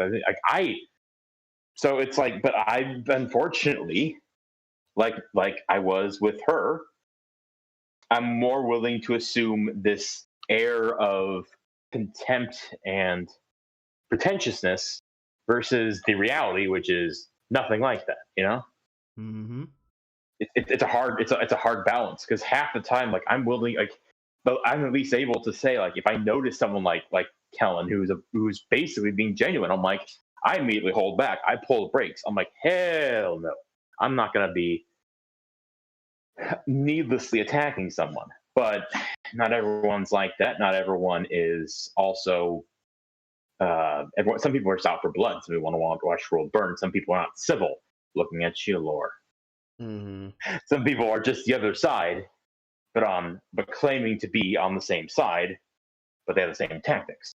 You know, it's civility's hard to come by. What? It's just civility's hard to come by. It really is. But it's as Kellen said after talking with me, it's like thank God for it. I mean, I I will say, we had mentioned, the people who went alongside with Viv when it comes to voice acting. That was something I was really reflecting on, because you have someone like, I don't remember exactly what Xander said recently that really pissed me off about him, but it was a very pretentious, very astute thing, and that kind of informed a bit of the frustration I was having at Kellen unnecessarily in that conversation we had. But it's like, but they compare that to like both Maxwell Adams and Horvitz, who are both involved with Has-Been and Hell of a Boss.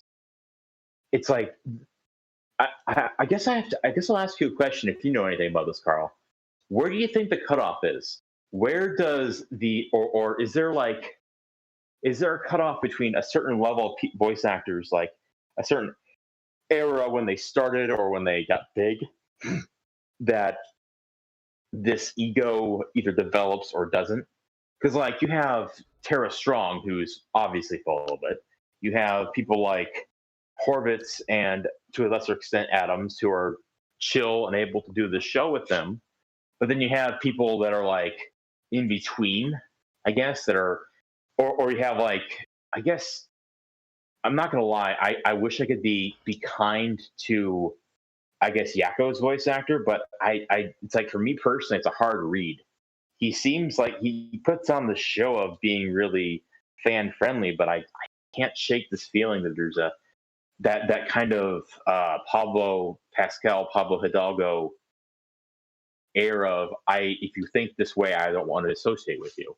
Like that's the balance, It's like, for me, that's the hard cutoff point for people. For me, at least. Like, in general, for multiple generations, there is no bottom. It depends on the pragmatism and the actual professionalism. So, for example, I know what voice actor you're talking about, but his name's not coming to mind right now. When he auditioned for the voice of Donatello for the newer version, or not the newer version, but the older version, the one before Rise. I'm angry that I don't remember his name. I'm angry I forgot his name, because it's like I'm tipping my tongue. Anyway. Yes, he's the voice for Brain. He's the voice for a lot of things. But when Pinky. Yes. Actually. When he auditioned for that role, he felt actually that he shouldn't have done so because, well, I'm old. No, I don't. Who wants to hear my voice? Like, aren't there better people for this? But he was actually pushed into it by Kree, that told him he should just fucking do it, and he did it. And then he was like, "Oh wow, people love me still." So in cases like for people like that, it's really a toss up. And it depends on how much of a professional they are and how much they love the fans. Because I think, yeah. Because when you start talking about people who have long-running, prolific names in voice acting, specifically whether or not they got their start inside of the '90s, like Johnny Young Bosch, or if they are people who have been there for years, like Gabrielle Nistico. That's not her last name. Gabrielle Nistico, the voiceover vixen, one of the best southeastern seaboard recording people, period, alongside Crispin Freeman himself and a couple of other people as well.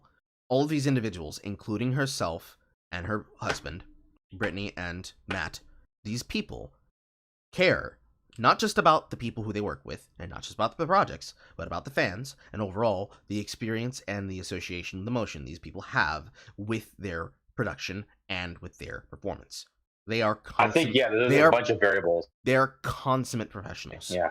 And ultimately, you can't control every single student who studies with you, every single person who walks into your studio, and give them the ability to understand the direction. You can teach them the lesson, but that does not mean that they will internalize it. So, whether or not they want to... we have to look at it on a long scale for this, because this becomes shit that you have to understand when you're a voice actor. You are spending money to learn, so that you can then use the learning to make money. So you're looking at an investment of like $2,000 straight up out of the fucking game. Yeah.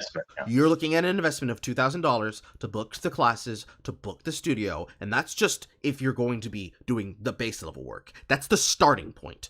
$2,000 to start. If you're lucky and you have somebody, Crispin Freeman, who's been doing lessons for years, you can start out with 150 lessons for a class session, for an entire semester, quote unquote, of work. So you get to be there and study, but you don't just do one class and then, all right, I'm ready. No, that's not how that works. You keep going back and you keep learning because you're always on a journey to learn more. It is like being a professional streamer. It's like being a professional sports athlete, actually. The grind does not... Or instrument or anything, yeah. The grind does not begin and end with you picking up a guitar and saying, I'm going to be a rock star. You have to perform the calluses. You have to learn your style. You need to learn what your voice can actually do. It's more akin to actually becoming a professional singer, if anything else. Or really any profession in general, but it's best with entertainment shit. So becoming a singer. It's like animation for me. It's like animation for me. Yeah. That too. Being an artist, recording artist, an actual digital artist, a hand-drawn artist, becoming a actor, becoming anything. Keep doing it. You have to keep doing it. You have to keep doing it. You need to study. You have to study the people whom you want to learn from. You need to find a coach. This is the most important part. You need to find a coach who is willing to not only work with you, but will hone your specific style so that you can stand out from the pack. Because everybody is hungry. We all want to eat, bitch. We ain't holding back. This is a perfect example for this. When I look at things like Funimation really losing their standard, and all of those people for years that people looked up to, them finding out that their stars are not as fucking wholesome as they would have wanted, bitch, all I see is dinner. All I see is dinner. Exactly. Because you're telling me these. You're telling me Chris. What's that? You need a voice for Chris Sabat? Oh, you need a Vegeta? No problem. I'll fill in Vegeta all the time. It's not hard. Like, I'm waiting. Like, what? You need some Garland? Bruh, I can knock all these bitches down. Not a problem. Just give me a fucking character. I will be ready. I will eat all the shit you have to offer. Because, bitch, I'm looking at your crown. I want your head. I want your torso. I want your backside. I don't care. I'll do what you ask me. Telling people. Because when you walk in with them, they'll look to see if you have that killer edge. Because on one hand, you want to be like a Jeremy Lee, and you want to be really nice and really sweet. You want to be capable of taking direction, because when you're talking about people like this, they're going to try and work with you, and they're going to be sensible. You know, SJW shit, all the shit that goes in there, caring about your emotion. But at the end of the goddamn day, this is business. This is business. You came here to do business.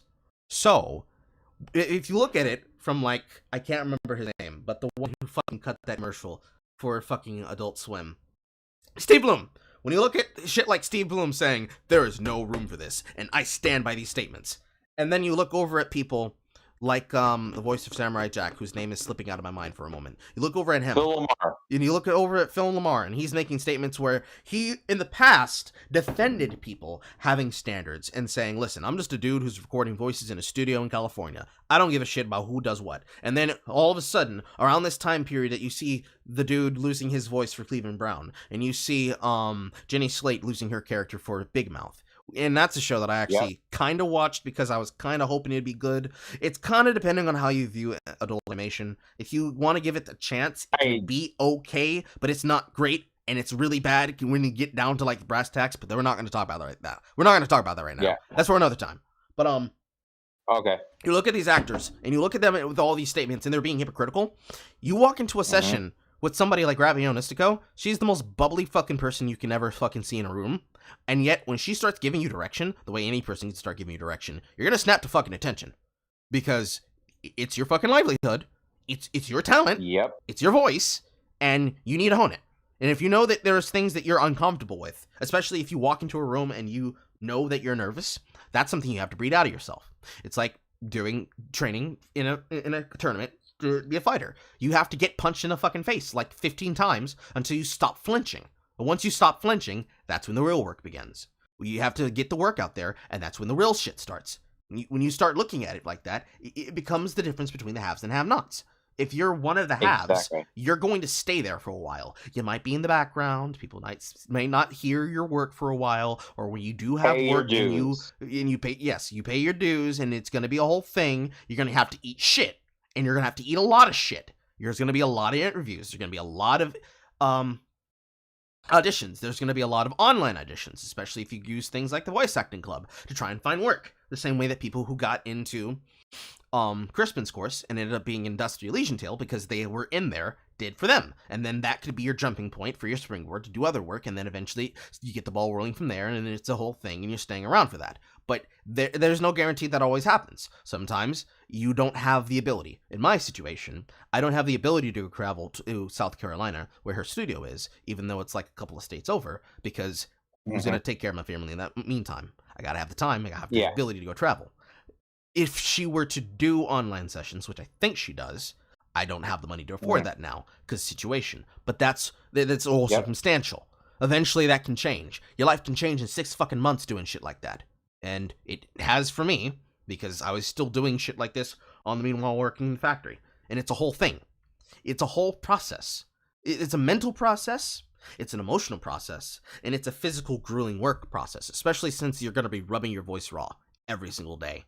Even with perfecting my Vegeta was a 5-month period of just listening to his voice over and over again and learning how the voice fucking scratches on the larynx, how much air needs to push through my lungs until I can get it down to muscle memory so that I can do it at any time.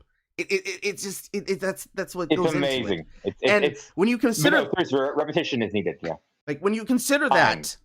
And then you look at the people who are in the industry right now and how little fucking skill they give into it. Most of them only getting there because they happen to have YouTube careers already. Or blowing someone. Or blowing someone. It's kind of like the whole answer I could give to that question. It's a bit rambly, but it's very important you know that. Because there's no top and there is no bottom. You can go up or down. You can have people who are selfish as fuck and only ever employ people who they have worked with before, and they treat it like a hedge fund. And then you can have people who, overnight, because of one thing they did that was niche in this one project that most people would have looked at, and it's like, FNAF. Who cares about Five Nights at Freddy's? It fucking blows up overnight because, hey, Matt Pat covered it, and he talked to you personally, and they happened to put it in front of an audience of millions and millions and billions, and blah, blah, blah. You know, it's the Amogus. It's the Amogus situation. I mean, I will say this, Carl. I will say this. This is something I've been meaning to say for a long time. I want more people to try to do what you're doing. Because let me tell you, I am so fucking sick of having every anime male protagonist be Sasuke and Spider-Man and Ben 10 and Alien Force and Ultimate Alien. I am sick of that voice being every male generic protagonist out there. I am so sick of it. And I want people to try so that we can finally get more blood in this industry. For fuck's sake, people. Mm-hmm. But we've been on this topic for a while. Listen to this man. We've been on this topic for a while, though. We can transition to something else. Which, in that point, Go ahead. Buffy, realistically. More specifically, Joss Whedon. Ah, yes. Joss Whedon, the most feminist of all. Getting rid of, firing your wife and having an affair with that person. Feminism! Joss Whedon's not having a good time right now. Every single person and basically all the work he's ever done, Buffy, Angel, Firefly, I've been waiting for this moment. They're all fucking canceling him because now they're all like, you know, this man's actually I've been really waiting for this moment for fucking years. Yes. Yeah, so basically, all these feminist memes I've been saving of Joss Whedon, I can finally use. Mm-hmm. Yes. It's not big. It's not a big story to focus on because it's already been covered before, but it's hilarious because of the fact that it's basically always been going to happen, but it was just a matter of who was going to be the first one to say it, and I guess it was Charisma Carpenter. And then immediately after she did it, every single person has been distancing himself. And then it came out that he was just literally never allowed to be around Michelle Trachtenberg on set. Like young teeny bopper Michelle Trachtenberg. So I'm not sure what I should extrapolate from that, but I know what I'm going to imply we all from know that. Yeah, indeed. So I mean, for goodness sake, it reminds me of that old this one animation I made of Gundam stuff when he was talking about Ewan McGregor, rambling and praising about Birds of Prey last year, mm-hmm. and how the last person we should be taking advice about feminism for is Ewan McGregor, because he left his wife for someone he met on a scene, and it was like it was like what's his name, Black Mask. It's over. I have the high ground. Good stuff. Good stuff. It's the same kind of bullshit.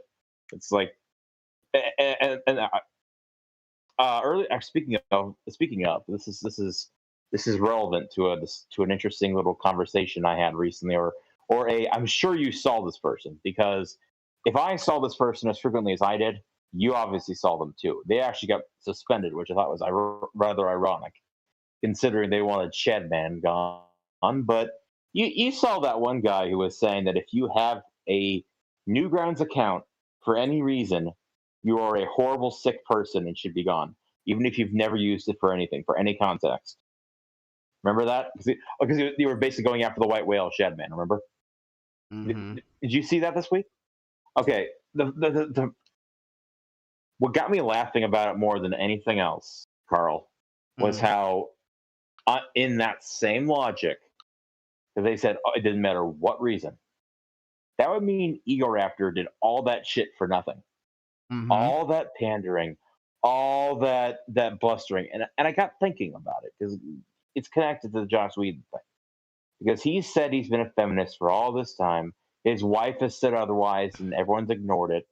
And I've gotten this saying where it's like, those who shout the loudest are often doing so to drown out the skeletons in their own closet. And I just, like, Aaron, everyone who's doing all this stuff, or saying all this stuff, or bending the knee, all they're doing is kicking the can down the road, delaying the inevitable. Because Gina Carano, in this case, if there's one thing we can say she never did, was bent the knee. She fought herself away this whole way, and everyone loved her. Remember when she first was on the first episode, and everyone's like, "Oh, there's this big heavy woman who don't need no man," and she literally kicked the ass of the Mandalorian. And I remember hearing that. I'm like, "Oh, great!" So I put someone. Then I watched the episode. I'm like, "I like her. I really like her. She seems like a nice person." And the more you dig into it, the more you're like, "Oh, wow, she's really wow," and she don't take no shit. Like, there's two options you can do when the mob comes after you. Mm-hmm. You can either do what Egoraptor did, bend the knee, swear off all your old friends, stab everyone in the back, but doing so delays the inevitable. Or you can do what Gina Carano did, or what Carl and me do, which is laugh at them, mock them, and never give them one iota of control over the situation, because eventually they'll realize it's like Galactus in the Ultimate. I was worried it was my end, but this time it's only been on yours, so at least there's that. I don't feel as crazy. Blame the computer. But yeah, like I said, like briefly as I said, you either kick the can down the road or you stand your ground, and it's like Ultimate Galactus. You can stand your ground and make it not worth their time, or you can just say, "Oh, Black Lives Matter. I have privilege. I am worm," because eventually they'll come for you. You will not. It will never not come for you someday. You only delay the inevitable, Mm-hmm. and that's what you got to do in this world. That's what you got to do, because right now it's literally a friggin' neo witch hunt. Cray. It is indeed. Ultimately over time. I do, but Ultimately over time, the witch hunt is just gonna continue. Because I'm pretty sure I know what you're talking about. It was that post made by that person that said, "No, bigots are always bigots. Bigots can never become different. They will always be bigots. And in any person who had an account on Newgrounds, they are also bigots." I'm like, oh well. Yep. Great idea. That's totally. So there is no path to redemption, and nobody should ever listen to you. Period. Got it. Mask off. Mask off right there, man. I mean, it's more than just. It's kind of past the mask off point. Mask off point was like the entire time leading up to the last election. At this point, it's just it's 2016 for me, but they're just saying the quiet parts loud, but they're yelling them over a bullhorn because they don't care. Granted, it could have been a bait. It could have been a bait, but even if it was a bait, that's actually the attitude those people have.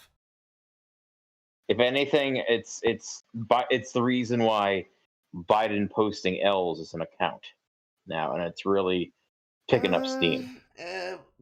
It's kind of the other reason why Biden posting L's actually is taken off is the same reason any L's account takes off. It's an opportunity for people to have Schadenfreude without having to look at the evil parts of Twitter to have to find great content, because it's the problem with any website and with any account, especially if it's basing itself on antagonizing people. It's kind of the same problem with e-boys and e-girls posting L's, women posting L's. Oh, God. Because at some point, and this is what I noticed yesterday, because this was the problem with Biden posting L's. Biden posting L's ended up trying to block a person who's a mutual of mine. I won't say their name, but if you know the situation, you know what happened. They blocked her account because the owner specifically doesn't like the person in question. And when she asked basic questions about why was it that the account was blocked, they chose behind the block to take her words out of context and post her as though she was being ranting mad, when literally it was a basic question of why did they not do it. And when they were asked by a user, they explained, "Oh, I don't post picture. I don't want to hear from e-girls that post their pictures on the internet." Which, okay, that's fair. They can have that opinion. But at the same time, in the future, if I find out who this account runner is, because if it's not somebody like Thorzy, I'll probably find out immediately. But if this person turns out to be an individual with an ego like Thorzy, I'm going to spend all of my time roasting them, because that's what they deserve. Because of what you get. And the reason why is it's the exact same reason why coping MAGA is a thing. You have people who wanted to take advantage of people being upset about what was very clearly, and what we now know for a fact, was a honk-honk election. And whether or not you accept that or not, you are making an account where you are trying to take people out of context, but at the same time, you're having some very weird, on-the-head, Vosh-like opinions. And instead of actually talking to people about your Vosh-like opinions, you're instead trying to assert that, no, it's not me with the problem, it's all of you. All of you have the problem. You're just so obsessed with me, dude. That's not how people act. That's not how normal people with confidence in what they say act and behave. That's not how people are going to look at situations like this. No person believes what you're saying. I don't believe what you're saying. You don't believe what you're saying.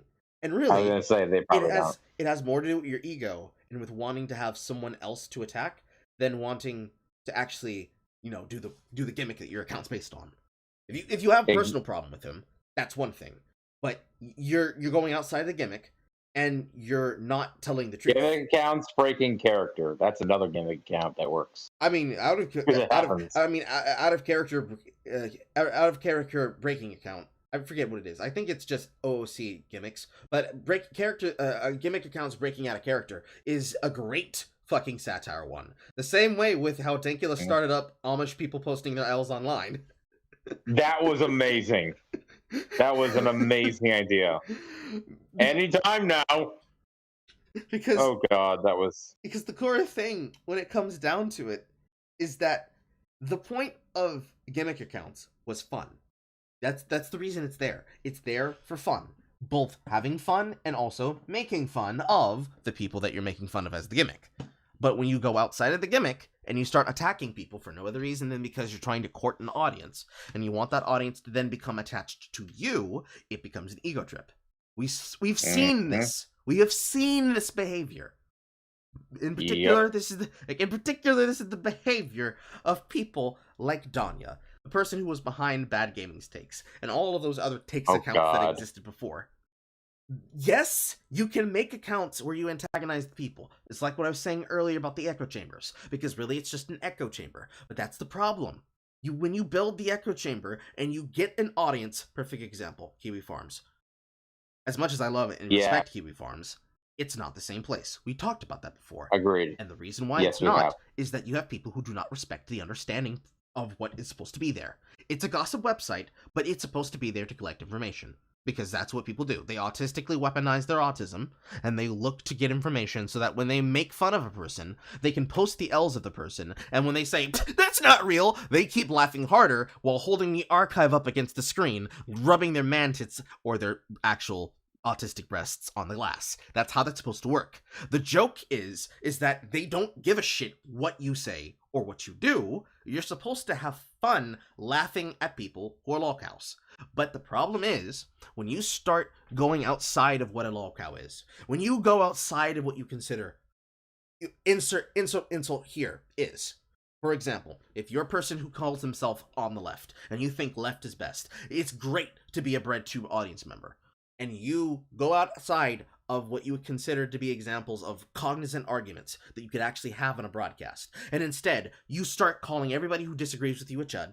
You start calling everybody who disagrees with you a misogynist, an incel, a gamer. When you get laughed at, when you do something like, I don't know, try for the 11 billionth time to try and cancel somebody like Panda, because you think that the person is actually working at these companies that are in the bio, you deserve to get laughed at, because you're, number one, being a nonce, and number two, you will then go into the mentions trying to say, come on, you're just corpsing. No, you are, because it's not working, because you're outside of the echo chamber. You stepped a little bit too far out of your territory, and now you've entered enemy territory, and you thought that you had enough weight to go sway with the heavy hitters. In some cases, it might work. In some cases, in most cases, it does not, because in most cases, it ends up like the Tumblr 4chan war. Yes, where you have people autistically fighting over something that's stupid anyways, and it's just two gay nerds fighting. Or two gay nerd factions fighting. Who cares? Nobody cares about your opinion. I don't have to care about your opinion on Twitter. I try to care about people's opinion, but I have instituted a blocking and muting policy, because I'm not going... It's like Keanu Reeves. Keanu Reeves wants to give you the ability to say what you want. I'm going to say what the fuck I have to you, and when you know what I'm roasting you for, you don't get to come back and say, well, you're just mad. No, shut the fuck up. You know what I'm saying to you, and you know why I'm roasting you. You can learn from that, and you can come correct next time, and if you just want to go on and have a fucking argument, you can have an argument with the wall. I don't care. Your opinion doesn't matter. Why would it? You're on here antagonizing people, and if you're getting mad that someone does the same shit to you, and now it's bad when it happens to you, well, then we see what the problem is. You're selfish and you think that you're above the law. You're above recompense and consequences for being stupid. Consequence in this case is them being laughed at, but this is what you asked for. This is what you wanted. You wanted this, and now you're mad because it's happening to you. That's what happens in a lot of these cases.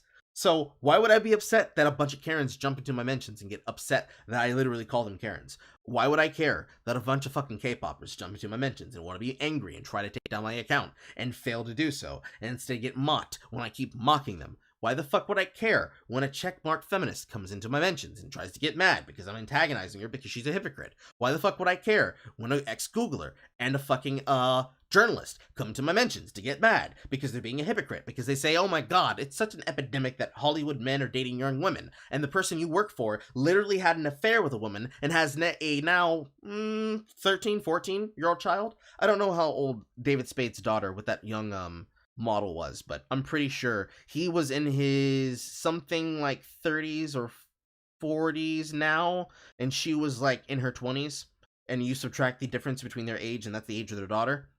Yeah, I'm not gonna care what your opinion is. You're a hypocrite. Why would I fucking listen to you? You have nothing to tell me. Or, perfect case scenario, when I roast the story editor of Snopes, I'm going to roast you because you know why I'm roasting you. You're telling lies on the internet, and you're trying to purport them as true because you're too busy trying to prove what's fake and gay that you're going to try and skip over the fact that your fellow writers are writing about the very topic that I satirized. And instead of saying, you know what, you're right, I got baited. I shouldn't have done that. I should have paid attention. Mhm. I should have known this was a fake. I shouldn't have said anything about this being true or fake or not, because you acknowledging it means that you are now aware of it, which means you are spending time not covering the news that you're being paid to cover. And of course, immediately after that, they cover a fucking softball story about the dude tasting his balls. That's the purpose and use for me. The Twitter for me has no use except promoting my videos and provoking people so I can get reactions out of them so I can build my audience higher. That's the only purpose it exists there for. Outside of Twitter, I will be a human being. On Twitter, I'm going to be an irreverent troll. That's all it's good for. It was never good for communication. It was barely good enough for communication. Because why would I talk to people who hate me and tell me that they hate me? Why would I do that? Why would I platform their speaking? Why? You're like them and have nothing else in your life. For some of them, they have nothing else in their lives. For me, I can just turn it off and go play video games or go masturbate. I can do Well, something. that's what I'm saying. That's all they have. That's the only reason why they do it, is they have nothing else. You have things. They don't. See, the surprising You thing... can turn that off and be a functioning member of society. They can't. They're probably a blob. The surprising part that really happens to me is that the most common people who run afoul of this, especially when it comes to trying to quote gimmick accounts and trying to be funny, is other streamers. Especially bigger streamers. It's like, bitch, you're a millionaire. Perfect example. Fucking people like Natalie Casanova and people like Maine, Pokimane. People who's like any recognizable household name that literally has more money than God, or at least has more money than me. Uwe Or in my case. Or Uwe or Anthony Birch. You literally have more money than God. You could literally do whatever the fuck you wanted, but you are here doing this. Exactly. That's literally why I had an issue with Uwe. It's like he was getting so upset by me bringing up the fact that most of his films back then were funded via, or basically were exploiting this tax loophole. And he was like, you have no ideas how films are made, are you? These movies were made like in Chicago with this massive discount, fucking dumbass. And I'm like, he was mentioning Transformers and I think Dark Knight were filmed in Chicago. And I'm like, yeah, that is true. But there's a difference between those films and yours, Mr. Bull. They were profitable. They also weren't the primary reason for production to be, quote, moved to the U.S. Now, after this, he then tried challenging me to a boxing ring. And I said, dude, you're doing that now again? Look, I respect, I keep this, the whole conversation came up because this guy was saying stuff about Postal. And I'm like, yeah, I heard that movie's great. Okay. And I can respect that movie's good, but everything else was shit. You literally, if the 90s had like built this potential preconception that every video movie's going to suck, his output in the 2000s cemented it, covered it in concrete, cemented the whole damn thing, used Gorilla Glue to make sure it stayed put. And like, and the only reason was he was this tax loophole. And I respect his hustle. I respect his desire to make movies. I respect his don't give a shit attitude.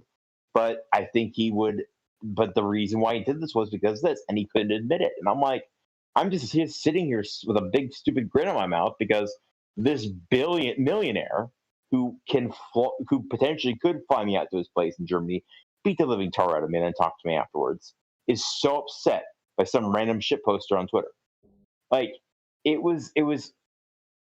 I felt like I was freaking punching a titan in the eye and giving a black eye. It's one of those things. Here, this millionaire who couldn't give a rat's ass if he really didn't care is showing me how little he cares by responding like he cares. It's glorious. It's stuff of beauty. Mm-hmm. Ultimately, what it comes down to, especially in those situations, we've been on this for a bit, so I also want to try to move on. Yeah. Or if we don't have anything else to talk about, we can. We'll wrap it up. Yeah, be able to cut there. But at the end of the day, it's the shit that makes Twitter what it is, for as entertaining as it will be, until it eventually either goes the fuck under, or they do whatever it is to try and ban us all from the website, and then it becomes boring, and then becomes completely devoid of anything else that could possibly make a person want to be there. Because if it doesn't go to a paid service, it'll just be quite literally check marks, MySpace, and every person who's being served, Twitter's words, being allowed to have platforms there. The leftists will get bored as shit, and they'll be trying to make their own podcasts to try and antagonize other people to extend the behavior. They'll probably try to go to mines and establish those audiences. Mine's there is cozy though. It'll happen eventually. Shit will happen, and it'll keep going forward. But it's just all fucking tiresome at the end of the day. It's fun to talk about it because it's salt, and yes, you did those things. Yes. So come and see. But here's the last thing we could be able to top off on. People like Jack Saint. People like Jack Saint are the reason why Twitter still kind of exists. Because today was a day for bullying Jack Saint, and that's all most people did, was laugh at him if you didn't already get blocked by him beforehand. Because oh my god, who's this man Jack Saint? Jack Saint, Lacking Saint. The person who writes fucking reviews about shit in movies that no person would ever see. Like how Sky High is supposed to be surprisingly fascist. Shit like that. That guy. The guy who antagonizes I have no idea who this person is. He's a breadtuber who makes very bad videos. And when he antagonizes... Wait. Was he the one that everyone kept pointing out the weird edits of him talking about 84? No, that's somebody else. This is the dude that tried to antagonize Chris Raygun, and today tried to antagonize one of my followers because he got called out for dumb shit. He's also the guy who tried to take Brick out of context when he was talking about lifting weights and shit. He's that dude.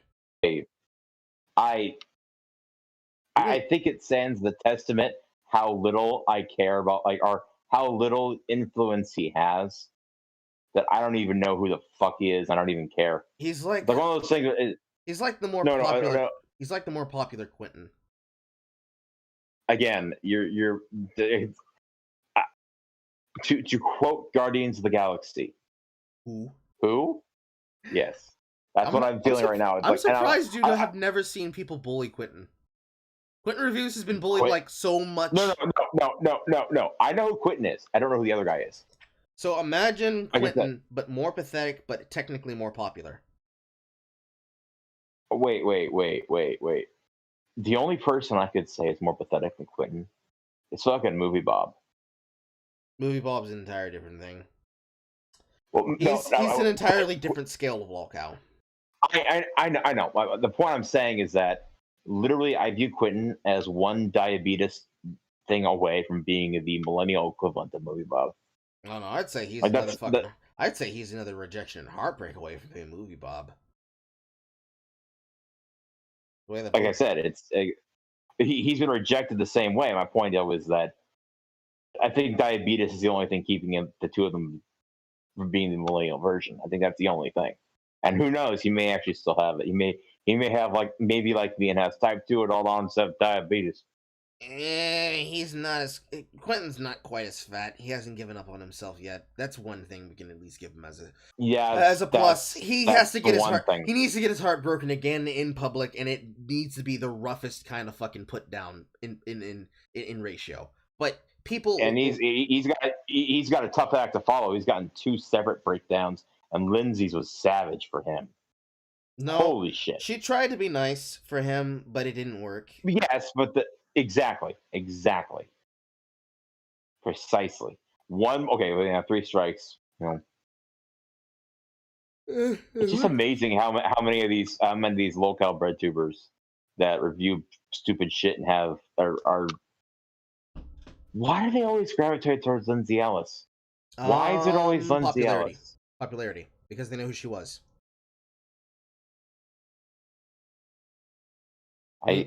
Mainly because that's pathetic. That's pathetic. It's just. I can get it for Quentin because of the ContraPoints thing, but I just found it so funny that not only Movie Bob but also Quentin. That was just perfection. Just perfection.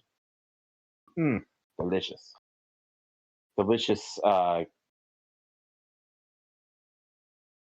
I don't know. I think we should stop here. I'm out of it. Mm-hmm. We started this off, and you were barely awake, and I was high on caffeine. Now I'm just lying here on my couch, No, my. technically what happened is that I was in my bed trying to get catnapped, and my mother decided, oh, we're suddenly hungry now, and decided to make me run back and forth 15 laps in the house because she kept thinking of more shit she wanted. That's kind of what happened that time. But yeah. I think that It is happens. the last thing that was on my mind that I could specifically think of to talk about. Next time... I think we had a good night. I hope everyone liked this. A couple of people happened to be going live at the same time as us, and a couple of people tuned out earlier because it was getting late. I don't know. It is what it is. Next time on I Don't Know, will you be available this Sunday? After 7-ish, I would 7-8-ish, yeah. It should be the same bat time, same bat channel should work. If something Like happens... Oh, go ahead. I was gonna say it's just the only thing is usually Sundays are family dinner night, so after fine. that I'll be free, which is That's fine. If nothing particularly happens of newsworthy note, we will just be able to talk about WandaVision. that, and possibly, well, hell, I mean, yeah, we'll figure it out. If anything, it would be interesting to do a different mashup on Sundays. But yeah, That was the idea originally. Cover the all right. Well, cover the shitty news topics, and then if more shit news topics happen by Sunday, cover them, and then talk about whatever the fuck we want. that sounds like fun. Mm-hmm. I got a few ideas. All right. Well, everyone have a good night. I know I'm gonna have a good night. I'm gonna sleep like a baby, moose lion again. Well, may deal with everybody. This is Carl, and this is Charza, and thank you for coming in for Yo. another episode of the Fried Chicanery. We will eventually Roger, work no. out some proud of fucking schedule. Eventually. One It's- day at a time. That's what I do. Hopefully my nephew won't poop himself next time. I honestly No don't know. guarantees. My Fingers life quite crossed. literally Knock on wood. weighs in the hands of a small toddler. But thank you for tuning in. I hope you come back again soon. And have yourselves a very good night, everyone. Goodbye, everybody. Good night, everybody. Oh, you beat me to it.